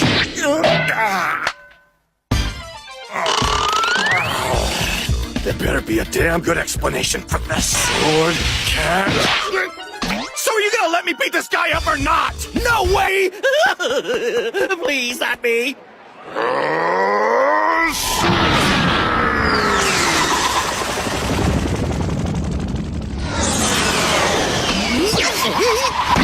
An apple? Do you take us for idiots? We'd never trust food from someone like you. Hey, look, apples! Goofy! Oh, my ulcerative colitis! Oh. Hey, you're not dying, are you? Don't worry, I'm a doctor. Let me take a look. I hate doctors! My back! Was it that? Tell me where you're hiding Split Head now! I don't know what you're talking about. Luffy, take a closer look at that face. Okay, but it looks pretty normal to me. You're not Portia! You're Split Head's sister, aren't you? Sword. Why can't goalkeepers just hold the ball anymore? For most of football history, a goalkeeper could grab the ball and just stand there. The score stood up at 1-0, matches became boring. So FIFA made a rule. Hold it more than 6 seconds, and the other team gets an indirect free kick. There was just one problem. Referees almost never forced it. Keepers knew it. 6 seconds quietly became 15, 20, 30. So in 2025, the rulebook changed for good. Now the referee raises a hand and counts down the final 5 seconds out loud. Hold the ball too long, you give away a corner. Why can't goalkeepers— They're poor, but they eat Australian lobster every single day. A 10-pound king crab is just a regular snack to them, just to get some— They're poor, but they eat Australian lobster every single day. A 10-pound king crab is just a regular snack to them, just to get some vegetables. They'll toss sea cucumbers aside without a second thought. Even though they enjoy incredible food every day and pull in $100,000 a month.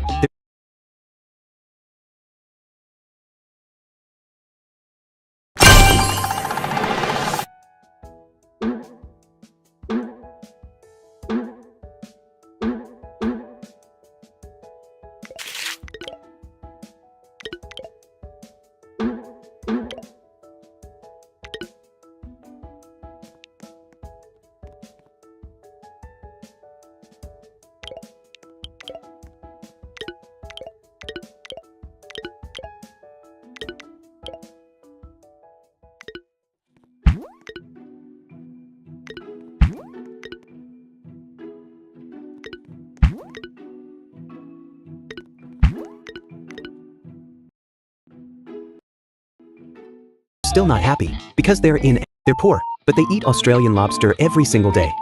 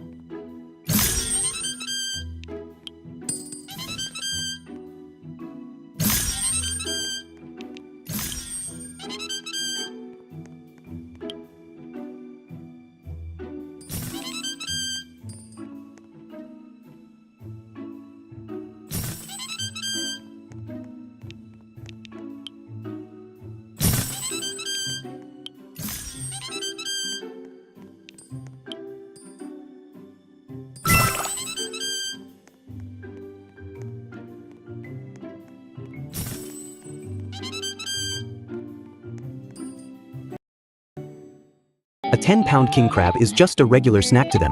Jack. This expedition team gets to enjoy an impressive spread of delicious food every single day. For the first dish of the morning, he coats fish fillets in batter and fries them until both sides turn a perfect golden brown. He pulls out some tuna. The thickness has to be exactly 2 centimeters. Then he layers it on top of a salmon fillet. The second dish is ready, premium fish steak in a house special sauce. Once the sauce is fully absorbed, he plates it up.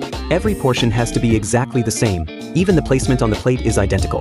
And this is just a regular breakfast. Then it's time to warm up. They gather around the TV to watch a female news anchor lead them through 30 minutes of aerobics. Then they suit up and head out to work in the frozen wilderness. Meanwhile, Jack is already getting lunch started. He stuffs cod roe into rice balls, kneading them over and over with both hands. The warm seaweed rice balls are ready in no time. Then he simmers a perfect pot of pork broth. He hops on his bike and rides over to let everyone know. Today's lunch is seaweed rice balls. The moment he says it, everyone drops what they're doing and rushes back. Because the pork broth and seaweed rice balls taste just like home. The afternoon is theirs to unwind. Sometimes they study mahjong strategy. Other times they play Chinese chess. Dinner is stir-fried king crab. One bite, crispy on the outside, tender on the inside. If they're feeling thirsty after the meal, they step outside to grab some ice and pour themselves a glass of whiskey on the rocks. That's just what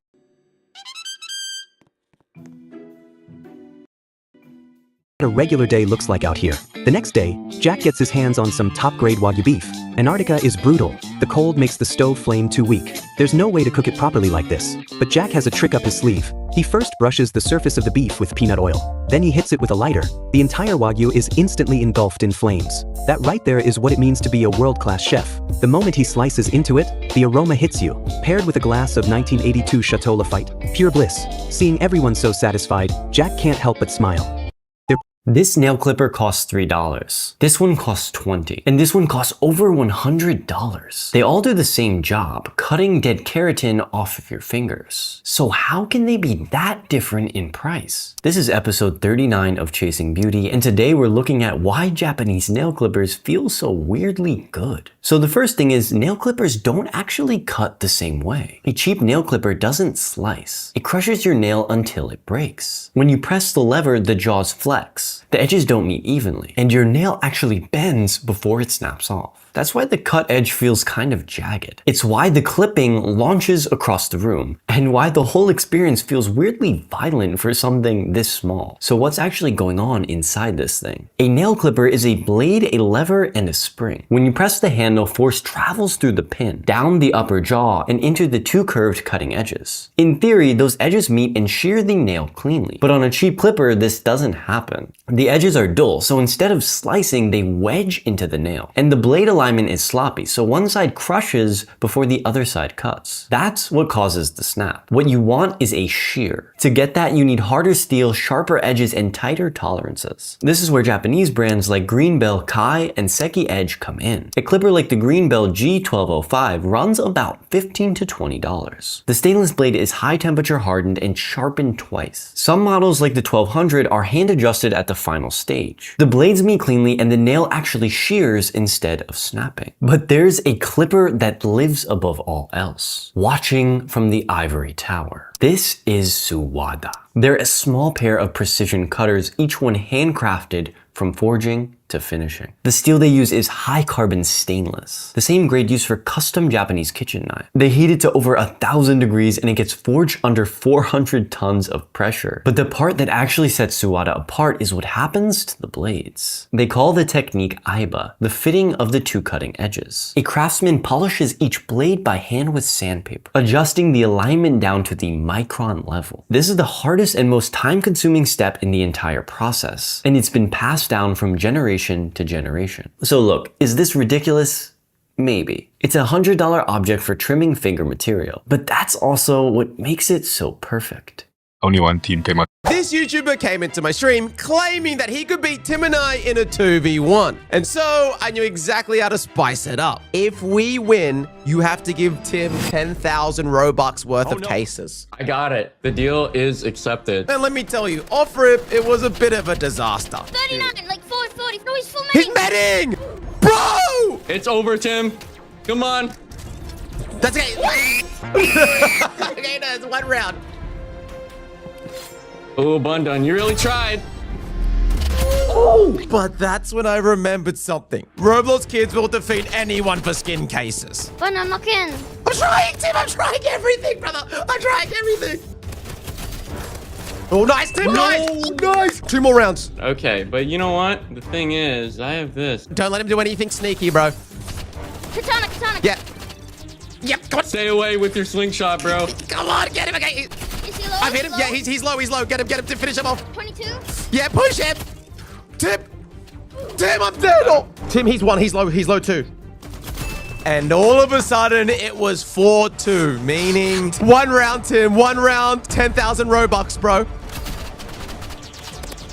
Oh, God, crazy damage, Tim. Stay back, Tim. No! I almost had a 20. Reload. He's up. I'm here. He's up. I'm here. No, you What? Yes! Boom! 18 Oh my God. Move! Oh! There's so many reds! This YouTuber came into my stream claiming that he could beat Tim and I in a 2v1. And so... What can I do for you, youngin'? Mr. Stinky, I'll have 1 burger, please. Me too, Stinky! There's plenty of burgers for everyone. Excuse us. Valuable customers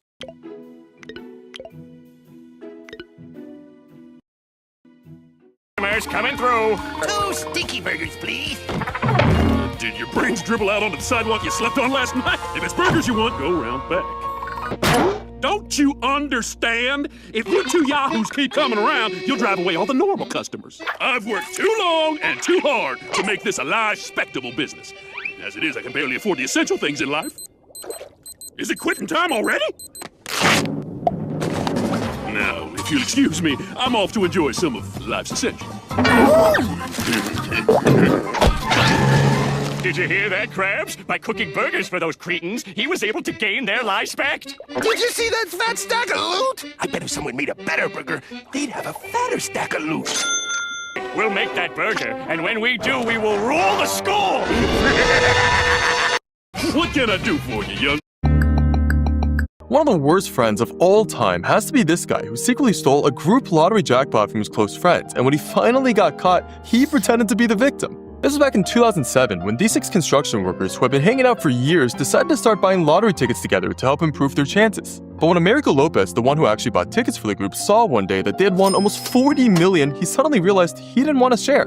So even though these guys had recently helped him fix his entire house, including his driveway, sidewalk, and basement, Americo never said a thing and just quietly quit his job soon after. He actually would have never gotten caught, but for some reason, he eventually admitted to one friend that he had won the jackpot, but tried claiming that it was using one of his own tickets outside of the group's. When his friends quickly realized the truth though and sued him, Americo had the audacity to keep on fighting for 2 years in court, having his lawyer present copious notes to prove the tickets were his. He even testified that the 6 men weren't his friends at all, which especially shocked one of them who had always seen him as a son. And when a jury later unanimously ordered that the jackpot be split 6 ways, all Americo said was, "They robbed me." One of the worst friends of all time. Wait, this is actually so scary. 3, 2, 1. You're the captain? Oh man, that was a lucky break. If I hadn't gotten my memory back, I would have been stuck eyeing Captain Usopp forever. Shut your mouth. No matter what anyone says, I know that I'm the great Captain Usopp. I have an army of 8,000 pirates who obey my every command. That's the Usopp I know through and through. But you're not the captain. Crap. The tables have turned against me. You're Usopp, the sniper of the Straw Hat Pirates. This guy's a monster just like me, and yet he's the captain? Hey, Chopper. Keep away! Aw, come on. How long are you gonna act like that? Let's play like we always do. So, I'm the ship's doctor, and this is something I always do? Yeah, you do it every time we have a party. It's like your thing. That rubber monkey said he got his memories back, yet he's acting just as much of an idiot as before. You're the captain? Oh man. This viewer thinks they're meeting their favorite YouTuber, Creekcraft. But what they don't know is that's actually just me in disguise. Yo guys, it's me, Creekcraft. Unfortunately, no one believes me yet. But luckily, the game's owner has given me an exclusive moveset that no one else has access to. Yeah, let me show you.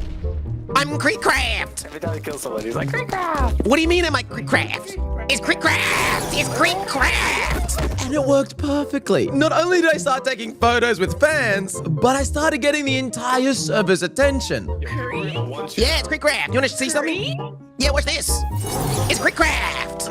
Okay. So I decided to troll a little bit. It's really quick crab. Alright, show me your laser eyes. Only if you say, I love quick craft. I love Creek Craft. With more energy. I love Creek Craft. I'll show you the laser eyes if you get everyone else to do that too. I love Creek Craft. I love Creek Craft. I love Creek Craft. Here you go. For quick craft. This viewer thinks they're meeting their favorite. How did a joke rap song by 3 bored teenagers hit #1 10 years? This view. How did a joke rap song by 3 bored teenagers hit #1 10 years later? You see, back in 2016, 3 kids from Norway's youth national team are stuck at a training camp with nothing to do. So they record one rap track for fun, call themselves the Flow Kings, and film a homemade video where one of them raps in a hoodie next to a barbecue and jumps around on a trampoline. The song just sits on YouTube as a joke, but one of those 3 kids grows up to become the most feared striker on the planet, Erling Haaland. And during this World Cup, fans dig the old video up and it explodes past 20 million views. Then Norway's biggest DJ, Kygo, makes a public promise. If Haaland scores against Brazil, he'll remix the song. So Haaland scores twice, Brazil goes home, and 2 days later, the remix drops. It goes straight to #1 on Spotify in Norway. And the top comment says it best. Becoming a pro footballer is the biggest publicity. How did a joke rap song by 3 bored teens? So that just happened. Maggie finally spoke up. Homer went on a diet to lose weight. Burns finally kicked the bucket. Moe's Tavern closed its doors. Even the tire fire in Springfield had gone out. The Simpsons was coming to an end. After 36 years on air, Fox threw a grand celebration and presented the finale of The Simpsons. Over the years, Bart had always been mocked for being stuck at 10 years old. When the first episode of The Simpsons aired, it received wild criticism from the audience. The producers received all kinds of negative feedback, and they immediately gave in to public pressure. In 1990, they had prepared an alternate series finale. Homer failed to skate across a canyon and fell down a cliff several thousand meters high. Just as he was about to die, Bart's skateboard hit him right in the forehead, saving him from the risk of needing resuscitation. However, before this version of the finale aired, the producers received an investment of $10 million. They had no choice but to keep producing new episodes, constantly trying to wrap up the series.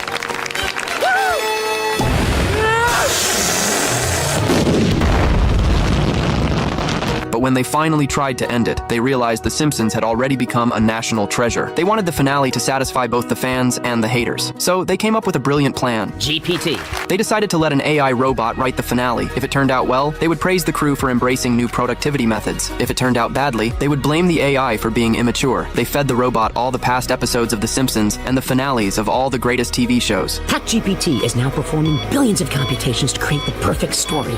Who knows how long this process will... Finale complete. Oh, well, that was really quick. Well, let's see what we got. On the day of the series finale, it was Bart's birthday, but Marge hadn't received any response. Homer lied and said everyone hated Bart. However, Marge found the invitations still lying at home. Bart had to deliver all the invitations by daylight. You ran billions of computations, and that's what you come up with? Homer screws up Bart's birthday party? Got anything better? I think the birthday party could work. Meanwhile, the students were in a meeting at the auditorium. Bart scrambled to hand out invitations.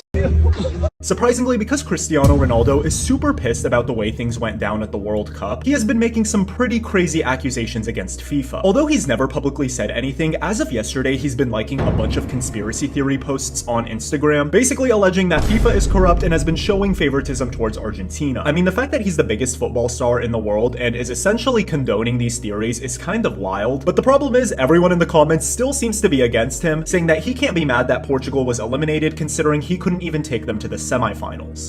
Surprisingly, because you are allowed to use any ingredients you like. Each will prepare meals for 100 people. Start whenever you're ready. We can't lose this one, boys. Cook as if your life depended on it. We'll cook using only the best parts of the ingredients we got.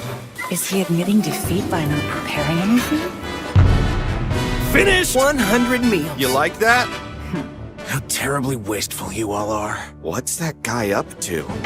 He can't be! He's using all our leftover parts! Pulverize the tuna's bones along with its head. Next, mix in the guts. Add veggie scraps and roll the paste into balls. Then they'll be deep fried.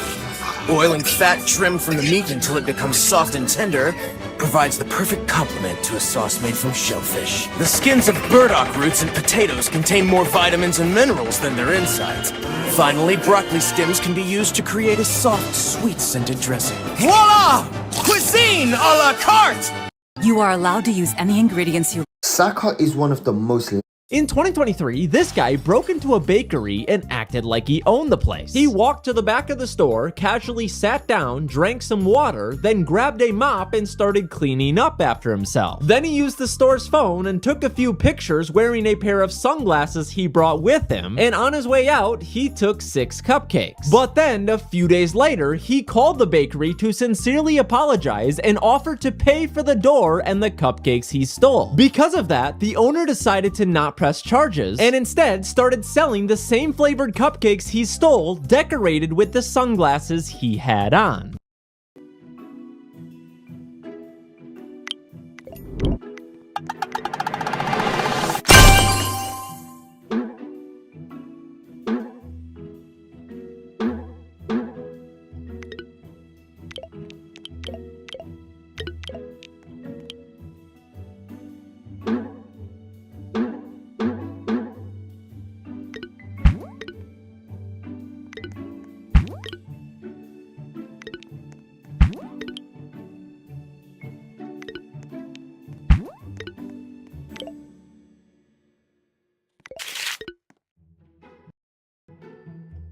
In 2023, this guy broke— No, don't get out! We're still doing the giveaway. The food is hot.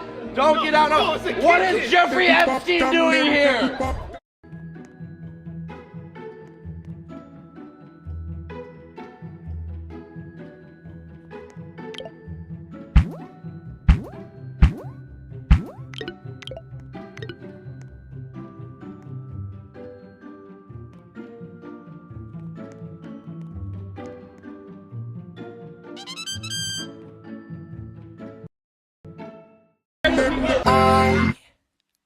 I was the knight in shining armor. In 20— No, don't get out! We're still doing the giveaway. The food is hot. Don't get out. No. What is Jeffrey Epstein doing here? I was the knight in— Alright, I'm kind of... So these 4 friends were never able to find any jobs due to their Down syndrome, so they simply decided to start their own pizza company one day, and it was freaking awesome. Matteo, Franco, Mauricio, and Leandro had been friends ever since they were kids, but although they were all really hardworking, passionate people, due to discrimination and the negative stigma around their condition, no employer ever gave them a shot even. So, since they still really wanted to work, and they also loved pizza, they just came up with the idea of starting to make their own. They ended up launching this catering business in their hometown in Argentina, and to emphasize the way people with Down syndrome are treated, they intentionally named it Los Perejiles, an insult that basically means you're a nobody. And although they were just using their home ovens at first, people actually really liked their pizza. They began by doing some small catering jobs, and as word of mouth spread, within just 2 years, they'd already done more than 100 larger events and hired another 20 employees, all with Down syndrome as well. For most of them, it was the first time they ever had a real sense of purpose and community. And one of the administrators who helped them book those events later said, "I'm learning something new from them every day. There's no envy or selfishness, it's just friendly collaboration." So these 4 friends were never able to find any jobs due to their Down syndrome. We should open our own restaurant and stop lining old man K's pockets. No thanks. But you only need the light when it's burning low. Only miss the sun when it starts to— That face! I see it, but I don't believe it! Oh, I thought Sanji's wanted poster was just a bad drawing, but here it is. Who is that? Why is mine the only one with a drawing? So yesterday, Argentina lost the World Cup final, and both their team and fans have not been taking it well. For starters, when Spain's captain ran out on the pitch to celebrate, multiple Argentine players shoved him and even cussed him out. Another player completely lost it too, pushing and kicking at Spanish players until his own coach had to run in and physically break up the fight. But their fans have taken it even worse, leaving Times Square looking like a complete garbage dump after the loss. And over in the capital of Argentina, police literally needed tear gas and water cannons just to clear the streets of the post-game riots. So yesterday, Argentina lost. Now that the World Cup is over, people on TikTok and Twitter genuinely have no idea what to talk about. Like, the World Cup was so huge that literally every aspect of it was going viral, whether it was people from Japan and Europe visiting America, or players like Haaland and Mbappe going super viral for their memes, or Argentina going from a fan favorite to one of the most hated teams in football history. Even iShow speed streams made the whole event so special, but considering we are not gonna get another World Cup until the year 2030, God knows what's gonna change by then. Whatever game this This perfume costs $30. This one costs $300. And this one costs over $3,000. They all do the same job, making you smell good for a few hours. So why can a bottle of scented alcohol cost more than a used car? I bet you don't have the balance to do this. Ready? Interlock your hands, push down, and look at the bottom of your foot behind you. Hi. Saw this funny ass. In the most high-stakes World Cup game ever, Argentina has finally been eliminated, meaning that Messi will never play in the World Cup ever again. It's just crazy that he was on such a winning streak this entire tournament, but Spain really got them at the end. I mean, to be fair, the match did not really pick up until like the last 15 minutes as the score was 0-0 the whole time. But this might have been the most consequential World Cup of our entire lifetime because both Ronaldo and Messi, the greatest football players in the world, are now officially retired. Asking YouTubers for the worst Roblox game. This is remainings of he made when he was a child. How am I meant to get across? Click to move. Hey!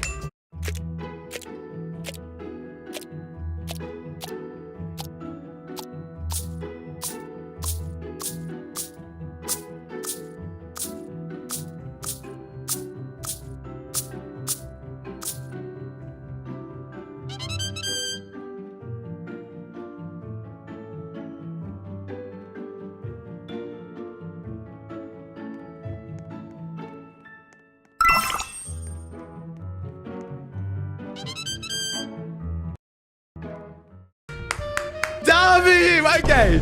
Was this guy a genius at 12 years old? We're gonna find exactly where it is. I think it was this one. Okay, we're safe here. So what's that? 1, 2, 3, 4. Okay, ready? W's in the chat. Easily an 8 out of 10. All right, next one. The worst Roblox game, I must admit, is Survive Lava for Brain Rots. Doesn't he own Survive Lava for Brain Rots? How bad could this be? Jesus Christ. There's a lot going on here. Let's enjoy this. Hey man, bro, I'm brain rotted. I'm overwhelmed. Wait, okay, let's get this. Dog, you. Who is this guy? I haven't even got one yet. Dude, we're done. We're done. Stay in your games. Laughability said rose or pass. I think this is like based off like smash or pass. Choose your gender. For the sake of this investigation, female. Bro! She's like naked, dog! Carlos, leave now, man! I will report it. Yes, W. Carlos! I'm in the line! Ma'am, I want to know that you disgust me. She said no! Probably a dude anyway. 0 out of 10. Asking YouTubers for the worst Roblox game. This. Oh, well. Smells like gasoline. Go away! There is no ice cream in the truck! He's lying! There's tons of ice cream in there! The ice cream in the truck is not for sale! This is just wrong! You can make money and please children! You are evil! Pure evil! If you kids are not willing to discuss this sensibly... You son of a... Look, there's nothing you can do! Yes, there is! I can...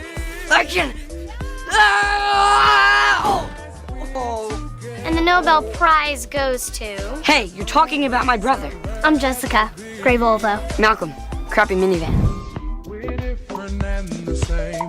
Gave you another name. Switch up the batteries. You gave me a chance. I could take it. It's a shot in the dark, but I'm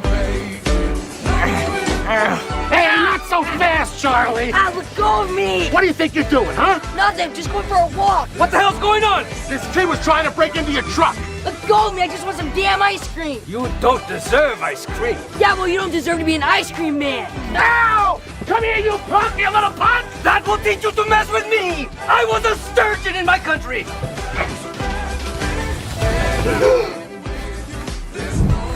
Pleasure doing business with you, Kyle. Nice moves out there, Aaron. And here's your share, Mr. Wells. That man left us no choice. You're from Canada? Why didn't you tell me? Because then you would have spent the whole day grousing. Come on, we had fun. I gotta go. Malcolm! Here's my phone number, call me!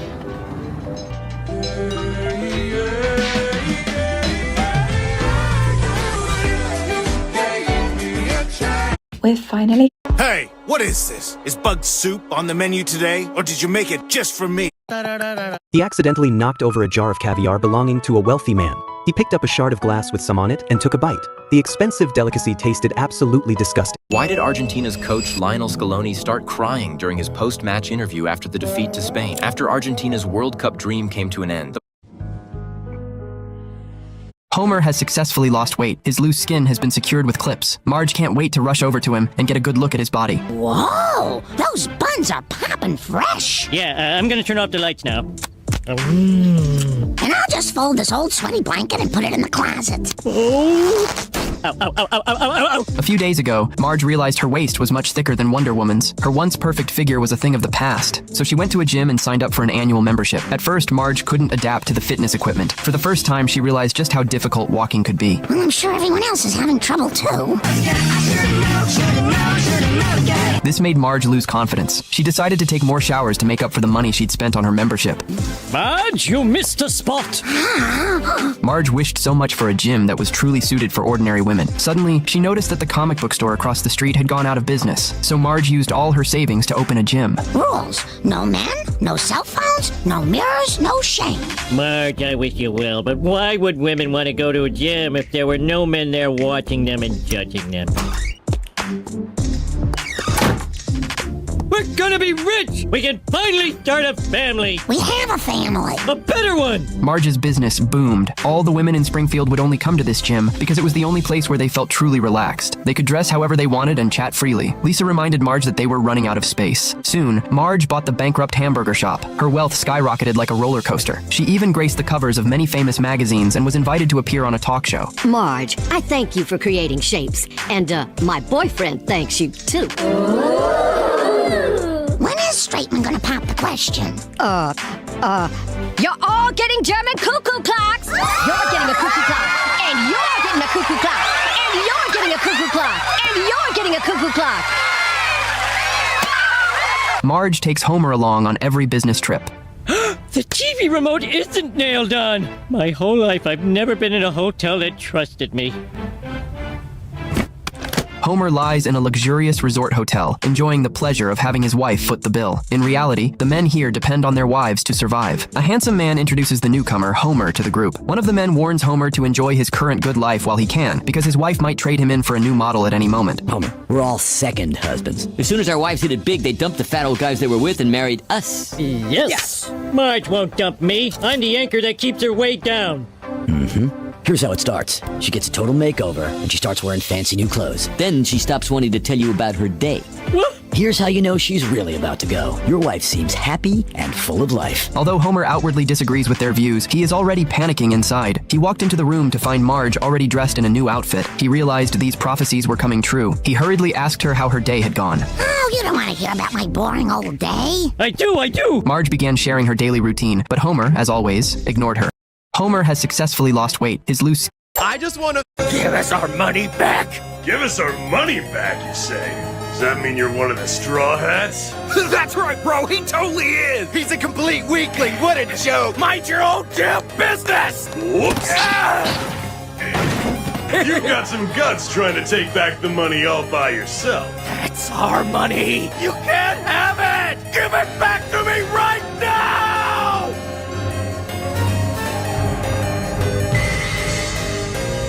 You wait out here for us, okay, Usopp?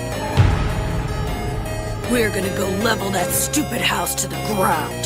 Hey! Somebody go buy some more food! What was that? What happened? Who the hell are those guys? I recognize them! It's that pirate! Straw Hat Luffy! Do you really think the four of you are enough to handle all of us? He's the captain of that long-nosed weakling we took care of earlier! Now come, go! Are you punching him? Not even a bombardment from battleship cannons can put a dent in that armor! And cannon!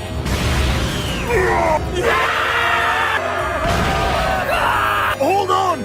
Wait a second, you guys! Let's talk about this first! Okay, guys! Fire the cannon! Now, three-sword style.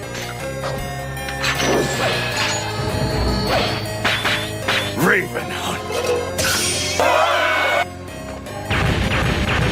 What? Impossible! cannonball! Those cannonballs are made of iron! Let's get out of here! Everyone run for the back door! You guys started this fight. It's kind of pathetic to run from it like cowards. Party table, kick cord! Ha! Wait! It's the money, right? You just want the money back. Is that it? I'm sorry to be the one to tell you, but that pile of money isn't here anymore. So why don't you...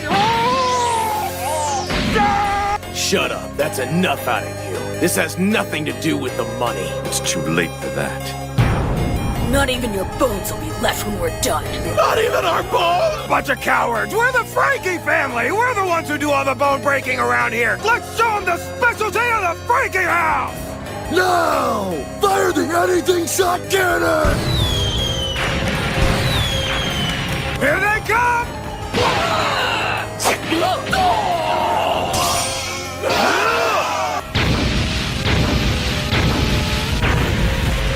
Give us our money back! Give us our money back, you say?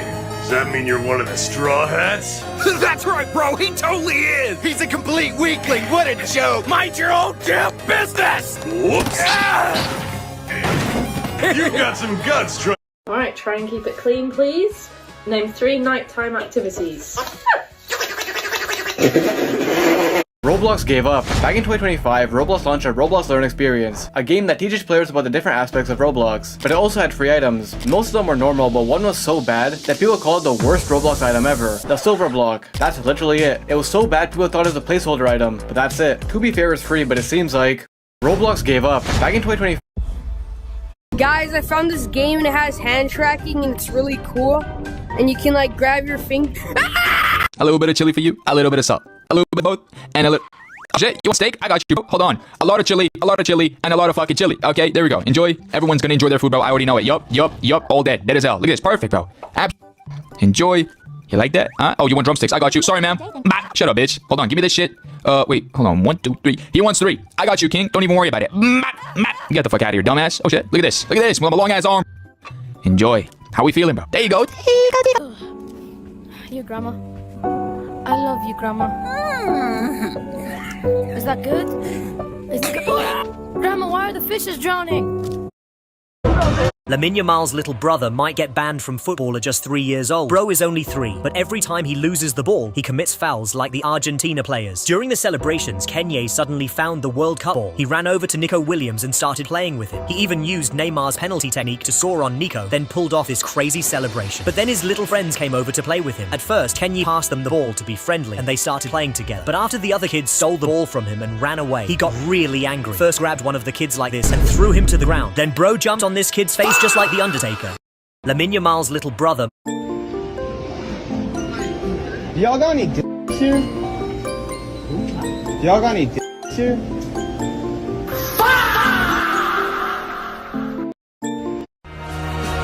Mo put a mop on Larry's face, but he didn't react at all. To everyone's surprise, Larry was dead. Homer didn't want to attend the funeral because he wasn't close to Larry. You spent more time with Larry than your own kids. Only Larry's mother was at the funeral, along with the regulars from the bar. The pastor didn't even know who had died. The musician reminded him that it was a sad, bald alcoholic. Homer Simpson was a beloved pillar of this community. He thinks she died. Homer was happy because it was the first time someone had called him the backbone of the group. The pastor was actually a little disappointed after learning that Homer wasn't the one who died. Larry's mother said that the 4 men from the bar were Larry's only friends. Even though Larry drank at the bar every day, the 4 of them had never really paid attention to him. They didn't even know anything about Larry's life. All the lonely Larrys, forgotten by their friends. Sachiko was not happy after work, cause Crane Supermarket. Where did they wander off through this?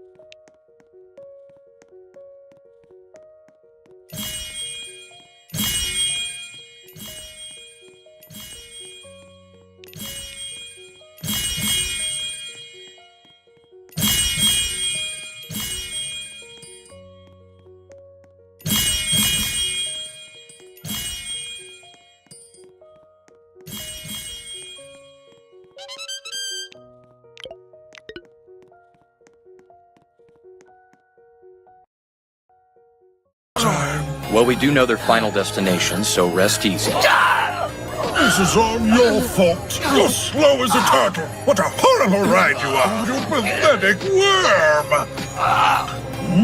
Hey, you! What are you doing there? Why are you moving? You should be still and bow. I'm so very sorry. Please overlook this, sir. This man needs urgent care. Yes, I see. This is very bad indeed. Well, in that case, put him out of his misery! I beg you, stop. Oh, no. Look at that. Now that is one selfish noble.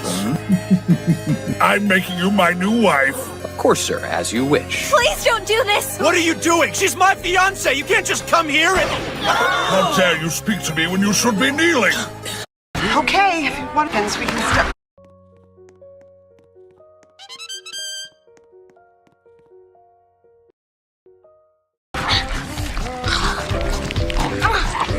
Hole in my sweater. Don't worry, I snagged a blouse once. That's when Mom taught me how to sew. Hey, I was gonna eat that! Tough luck. What the hell's wrong with you? Why are you standing here? You're wasting time. I'm not changing out here in front of everybody. You know what? I don't even need new clothes. Mom! Mom! There you are. We've got all the clothes we need for the whole year. Good work, girls. This is our special day, Mom. Yeah, and we haven't even got to the best part yet. When we help find things for you. You must be so happy. You wouldn't believe some of the families I have to deal with. I can't decide between the peach, the melon, or the salmon. I just have to get all three. No, honey, now you're gonna have to make a choice. Gee, Mom, if you're gonna force me to wear knockoffs, can I at least just get what I want? Here you go, sweetie. Here's the makeup you wanted. Oh, thank you so much, Daddy. Hal, what are you doing? We said she couldn't have that. Don't worry, Mom. I won't wear it around the house. I know how desperate you are to be the prettiest. Mallory, I think we're all getting a little bit frazzled. Yeah, that's really good, Mom, because by that time the buzz from her diet pills will have worn off. Diet pills? I have a slow metabolism, okay? And I don't burn up calories having sex with a different boy every night down by the creek. I thought you were at band practice every night. There is no band. Shut up, Patsy Patsy. You don't know anything. I know you're pregnant. She is lying. That is ridiculous. I'm not pregnant. It's all right, Renee. It's good that they know. I'm ready for teenage marriage. He's the father? You only slept with him because you knew that I liked him. Maybe you should have asked to use my hairbrush first. Please, can you just... Mom, Dad, hi. Francis, what are you doing here? You're supposed to be away at college. I dropped out, but don't worry, I'm working. With tips, I can pay rent on the trailer and still keep my husband in beer. Hey, gotta go. You know, you could talk to my daughter a little. Leave him alone! You never liked any of my husbands. You've always tried to come between us, and that's why I hate you!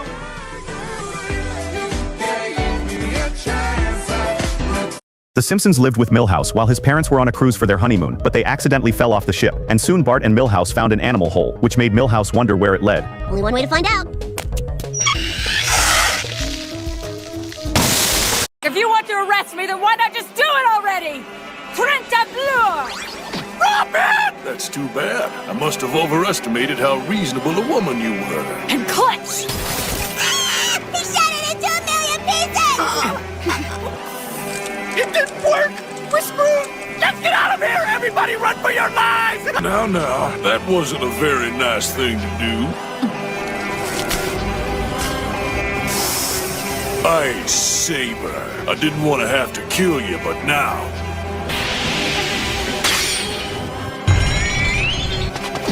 Slice! Shoot! Oh, God!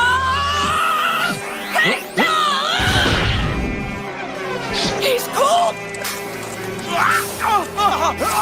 He got all three of them at once! He's freezing them solid! I have to help quickly! Oh, stop! We have to save them now! I want to help, but I can't seem to move, and he frees me too! No, you're just too scared to move, coward! Robin, run away! You have some very loyal friends, but you will never change. No, that's not true! Robin, get away from him! I'm not who I... Robin! You bastard! Stop yelling. She'll live. However, her body is extremely fragile in this state. If any part of her breaks, she'll die. For example, if I were to smash her apart like this... That was close. Usopp, Chopper, quick! Take Robin and run back to the go, okay? Don't bother. The world would be a much better place without that woman in it. Now, if you don't mind, kindly step aside. Yummy! Wait, nobody attack him! Stay back and don't interfere. I'm gonna fight him one-on-one. What do you say? Fine by me. But since I don't have a ship to take you back, then I'll just have to kill you.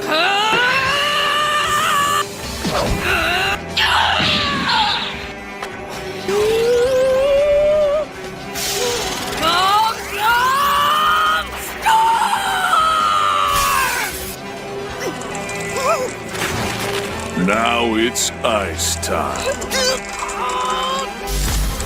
If you want to arrest me, then why not just do it already? Homer has a VIP pass. He walks into shops to grab free food. Alexis! Oh, sorry. He can also cut in line and go straight to the restroom. Alexis! Homer even uses this card to get his family seats in the center of the performance stage. It all started when Homer went out for drinks, but Mo demanded he settle his bill first. Homer opened his wallet, which was empty except for a note. Simpson. Here, Dad, took money for the school book fair. Homer, I need cash or they're gonna break my legs. After seeing the note, Mo refused to serve him. Homer turned and left in anger, bent on getting drunk. He drove to a mountaintop with thin air.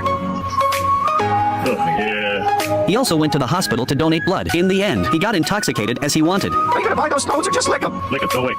When his friends learned the whole story, they all blamed Mo. Yeah. I guess I got caught up in all the glitz and glamour. They were clearly misled by superficial facts. Homer drove to Mo's bar in high spirits, determined to prove he could get drunk without beer. Overcome with guilt, Mo offered him drinks voluntarily. Drunk out of his mind by alcohol, Homer ranted and cursed at his friends. His friends grew furious and planned to punish him, until Homer pulled out his blood donation certificate. Carl stopped immediately upon seeing it. Later, Homer got ready to drive home, worried about his safety. His friends tried to take his car keys away. Homer threw the keys directly into the sewer. So long, jerk! Right up to the car, huh? Let's see if you can follow this. At his wit's end, Mo dragged Homer out of the car and put him into a taxi. The next day, a sober Homer had no memory of the previous night at all. As he watched TV with his family, he accidentally found out the taxi he took last night was from a hidden camera reality show. Homer has a VIP pass. He walks into shops to grab free food.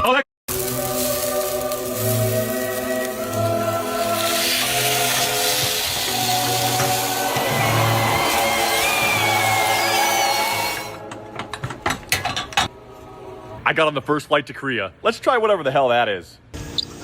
Hello. Annyeong. Can I get the whole octopus and the spicy mixed? Yes. Oh, there goes the squid.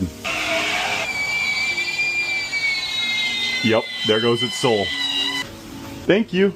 Online said they're going to be flavorless, and someone even commented they're going to do this to them at work tomorrow. Let's celebrate our fossils with playing shuffle. And we won. Take a big bite of that squid head for me. Tell me if there's any flavor. No. It's pretty dry overall, kind of bland, tastes like a Ritz cracker, but it's a 10 out of 10 on coolness. I don't want to be disrespectful, but I don't think I'd ever order this again. Fuck no. That's the clip we're using. Roblox Animal Hospital was stolen. Due to how popular Animal Hospital has become, people outside of Roblox have been stealing it. There's ads popping up that are copies of the game, which usually happens, but this one got over 1 million downloads. Even Fortnite creators have started remaking the game, getting thousands of players. Shout out my last 10 subscribers and... Libreaders revealed what Cucurella said to Messi, and it turns out Messi's embarrassing snitching incident was even more shameless than what we watched on TV. During the Uzbekistan game, Kusanov walked over to Ronaldo, covered his mouth with his hand, and said something to him, but instead of reporting him to the referee, Ronaldo simply told him not to cover his mouth while talking. Meanwhile, Messi noticed Cucurella briefly put his fingers near his lips. Look at how Messi's face instantly changes. He immediately starts shouting at the referee and snitches on Cucurella like a little kid. But Spanish Libreaders revealed that Cucurella only said one thing to Messi: "Are you okay?" Libreaders revealed what Cucurella said to Messi. Which of these vehicles can survive an instant acceleration of 500 miles per hour? Tesla. The last one is crazy. Helicopter.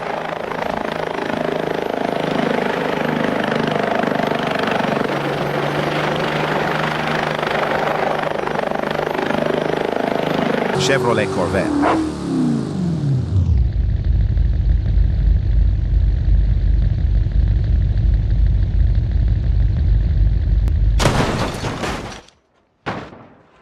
Oil tanker.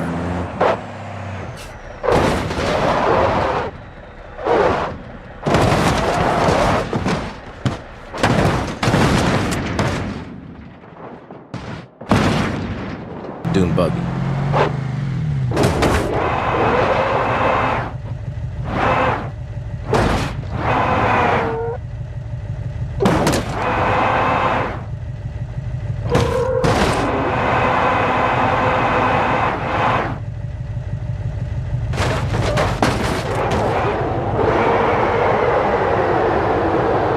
Which of these vehicles can survive? The Marines didn't catch Roger. See, the captain turned himself in The king of the pirates turned himself in? Why? because he saw the inevitable end to our journey. See, about 4 years before his execution, Roger began to feel ill. Turned out, he had developed a fatal disease. No matter how strong he was, the illness he had was incurable. 3 years later, while managing to keep the disease at bay, Roger achieved what was said to be impossible. He conquered the Grand Line. Hey, old guy! I've got a...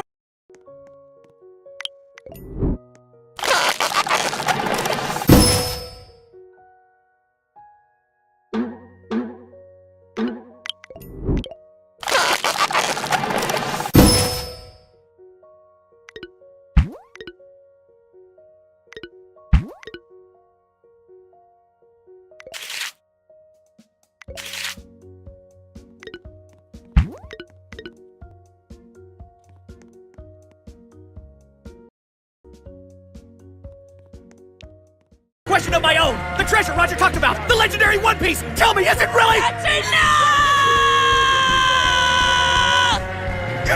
Every single one of us put our life on the line and set out to sea without knowing anything. I'd rather give up being a pirate than know. I won't go on a boring adventure. The Marines didn't catch Roger. FIFA should seriously ban Spain from doing another bus parade. They just won the World Cup, but they mocked Ronaldo in one of the most respectful ways. Spain's celebration. Homer is now the only overweight person in Springfield, but his body fat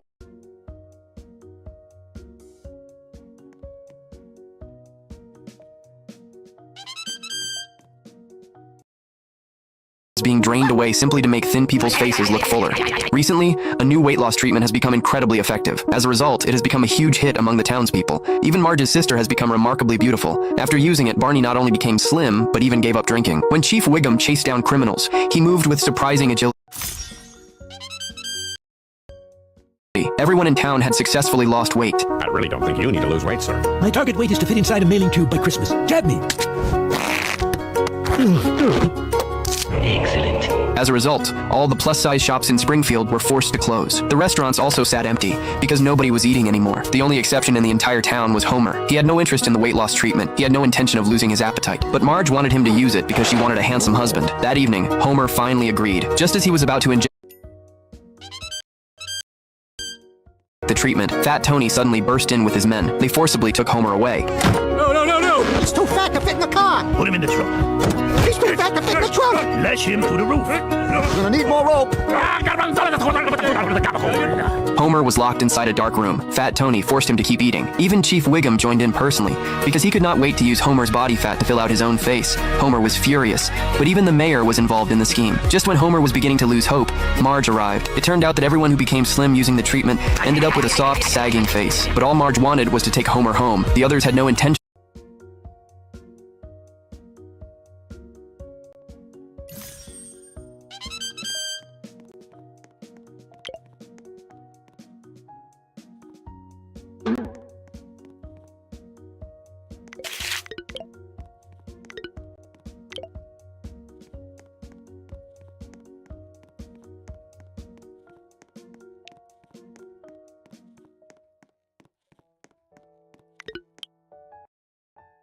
of letting Homer go so easily. Just then, the restaurant workers arrived. Since the townspeople had stopped eating, they had all lost their jobs. Together, they rescued Homer.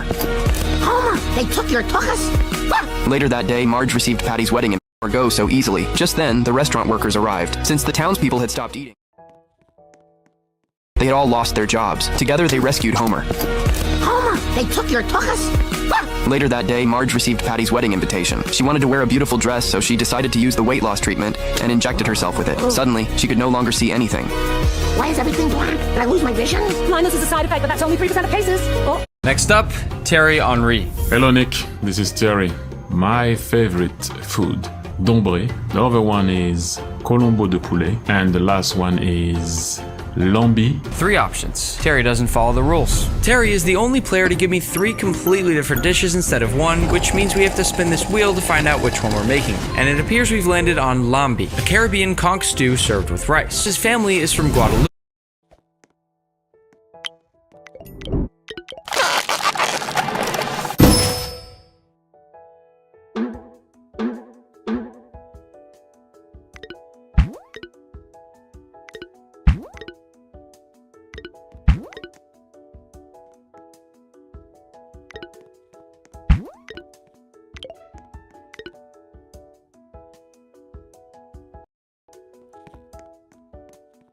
loop where conch is one of the most prized ingredients around, but it's tough, so we have to give it plenty of time to cook or it'll turn out chewy and rubbery. Alright, Lambi, this has to be some of the coolest plating of the whole video. If you've never had conch, it's very similar in texture to calamari. The stew is okay. It's rich and tomatoey with a slight heat, and then you get that satisfying chewiness from the conch, but I think the conch... Can I help you? Yeah, I'm looking for Chrissy the Black. Chrissy the what? The Black. Who are you? Who are you? You don't ask me who I am, you're knocking on my door. I'm Paulie the Bookie. Paulie the what? The Bookie. Shecky the Bookie told me I could find Chrissy the Black here. Oh, so you're gambling and you're lying, huh? You lied about who's gonna win tonight's game? And what does that matter to you? Place a bet on that game. You did? How much did you bet? $50. You're gonna fix this. Lost some money, but there was one thing I hadn't bet on. Oh, man! Yeah! I told you I put money on Phoenix! Oh, she got the money, got the money! Wait a minute. There's only $50. I know. I didn't make the bet. Just when I was about to put your money down, Chrissy the Black said don't do it. Phoenix is gonna lose. If it wasn't for him, we all would have made some money. How was I supposed to know? Now get your butt upstairs! Can I help you? Yeah. So give me a reason why is Messi better than Ronaldo. Give me a reason. Because he knows how to play football more than Ronaldo. Stop doing this, bro. Doing what? You're not him. You're not him. You're not that guy. You're not him. I am Ronaldo.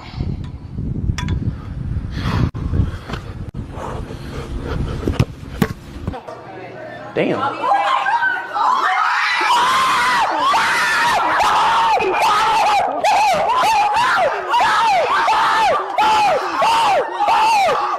Yo, Mr. Beast, bro, you remember that one time when you donated to my stream? Yeah. Which time though? Mr. Beast donated $1.99 through Super Chat. Big Black Monkey Boy, Big Mr. Beast! Miss, can you help us? Help! Stop yelling at me! So give me... We've got you surrounded! Nobody move an inch! The Navy? My disguise is perfect. One streamer got banned. Homer was nailed to the door as the doctor injected anti-alcohol medication into his arm. From now on, Homer could never drink alcohol again. 3 months later, Homer had lost a lot of weight, dressed in a full suit and tie. He not only got a promotion and a raise, but also improved his family's living conditions significantly. Marge loved how family-oriented Homer had become. I love any version of you. On his way to buy coffee, Homer ran into a few good friends. They hadn't seen each other since being forced to take the anti-alcohol injection. After quitting drinking, Lenny worked out every day and now had strong muscles. Homer's electric shaver robot was designed by Carl, and someone was going to invest in his patent. Barney found a job, and his relationship with his mother had improved. All of their lives were getting better and better, except for one person who had fallen on hard times, Mo. Homer planned to take everyone to see him. At that time, Mo was making omelets in a shop and having to endure customers' unreasonable demands. You flipped my omelet too high in the air and it got cold underneath. My mistake, sir. Sorry, sir. Seeing Mo's down-and-out state made the group a little sad. When Mo saw them approaching, he immediately hid under the table. Homer said that even though they couldn't drink anymore, they still wanted Mo to be their bartender. You mean it? Yeah. We do. From now on, you can spray your own pants, America.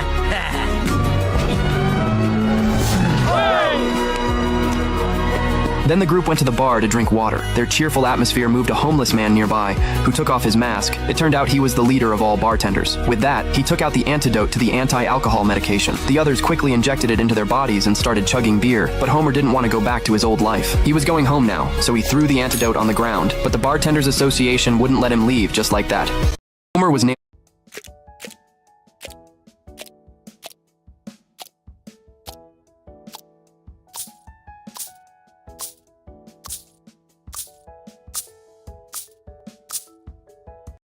to the door as the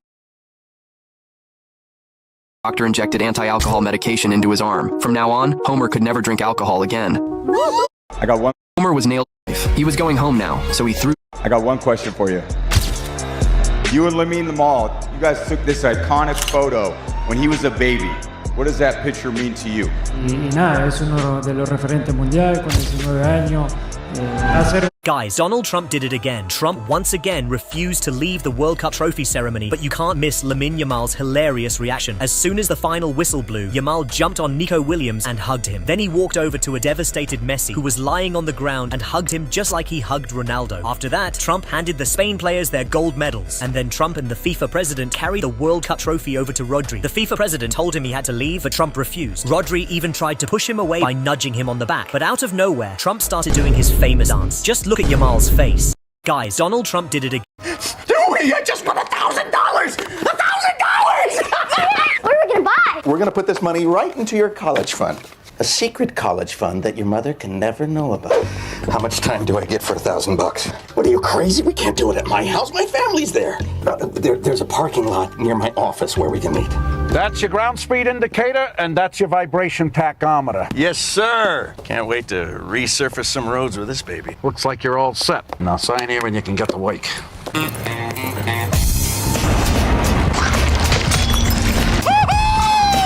I can do better.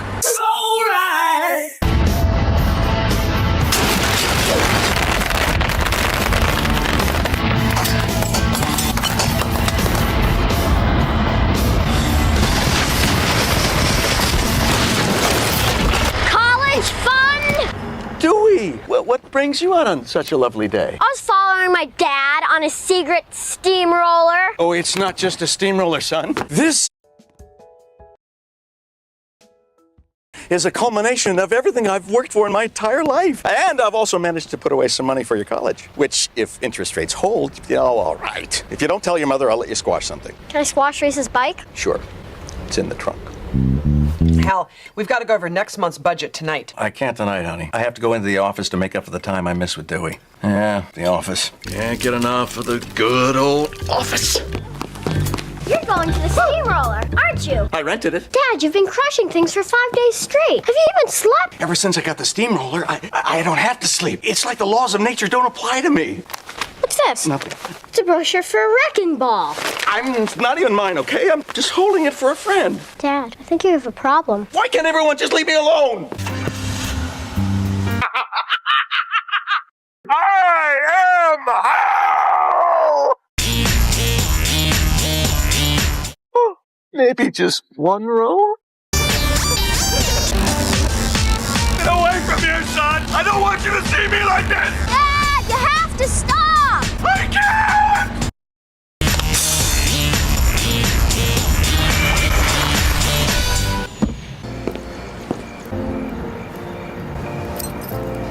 I'm proud of you, Dad. I'm an emperor of the sea! How could I lose at this? Now you're pissing me off! Still, there's one emperor even lamer than you! Can you believe this? Buggy the genius jester! What the heck?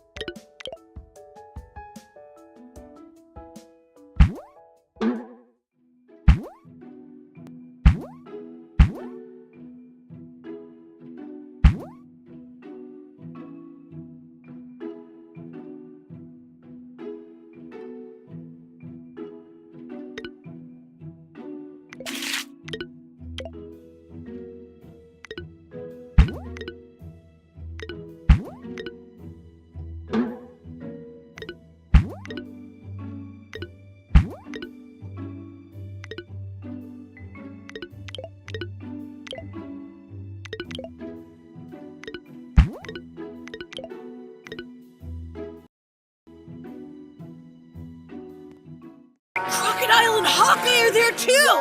Huh?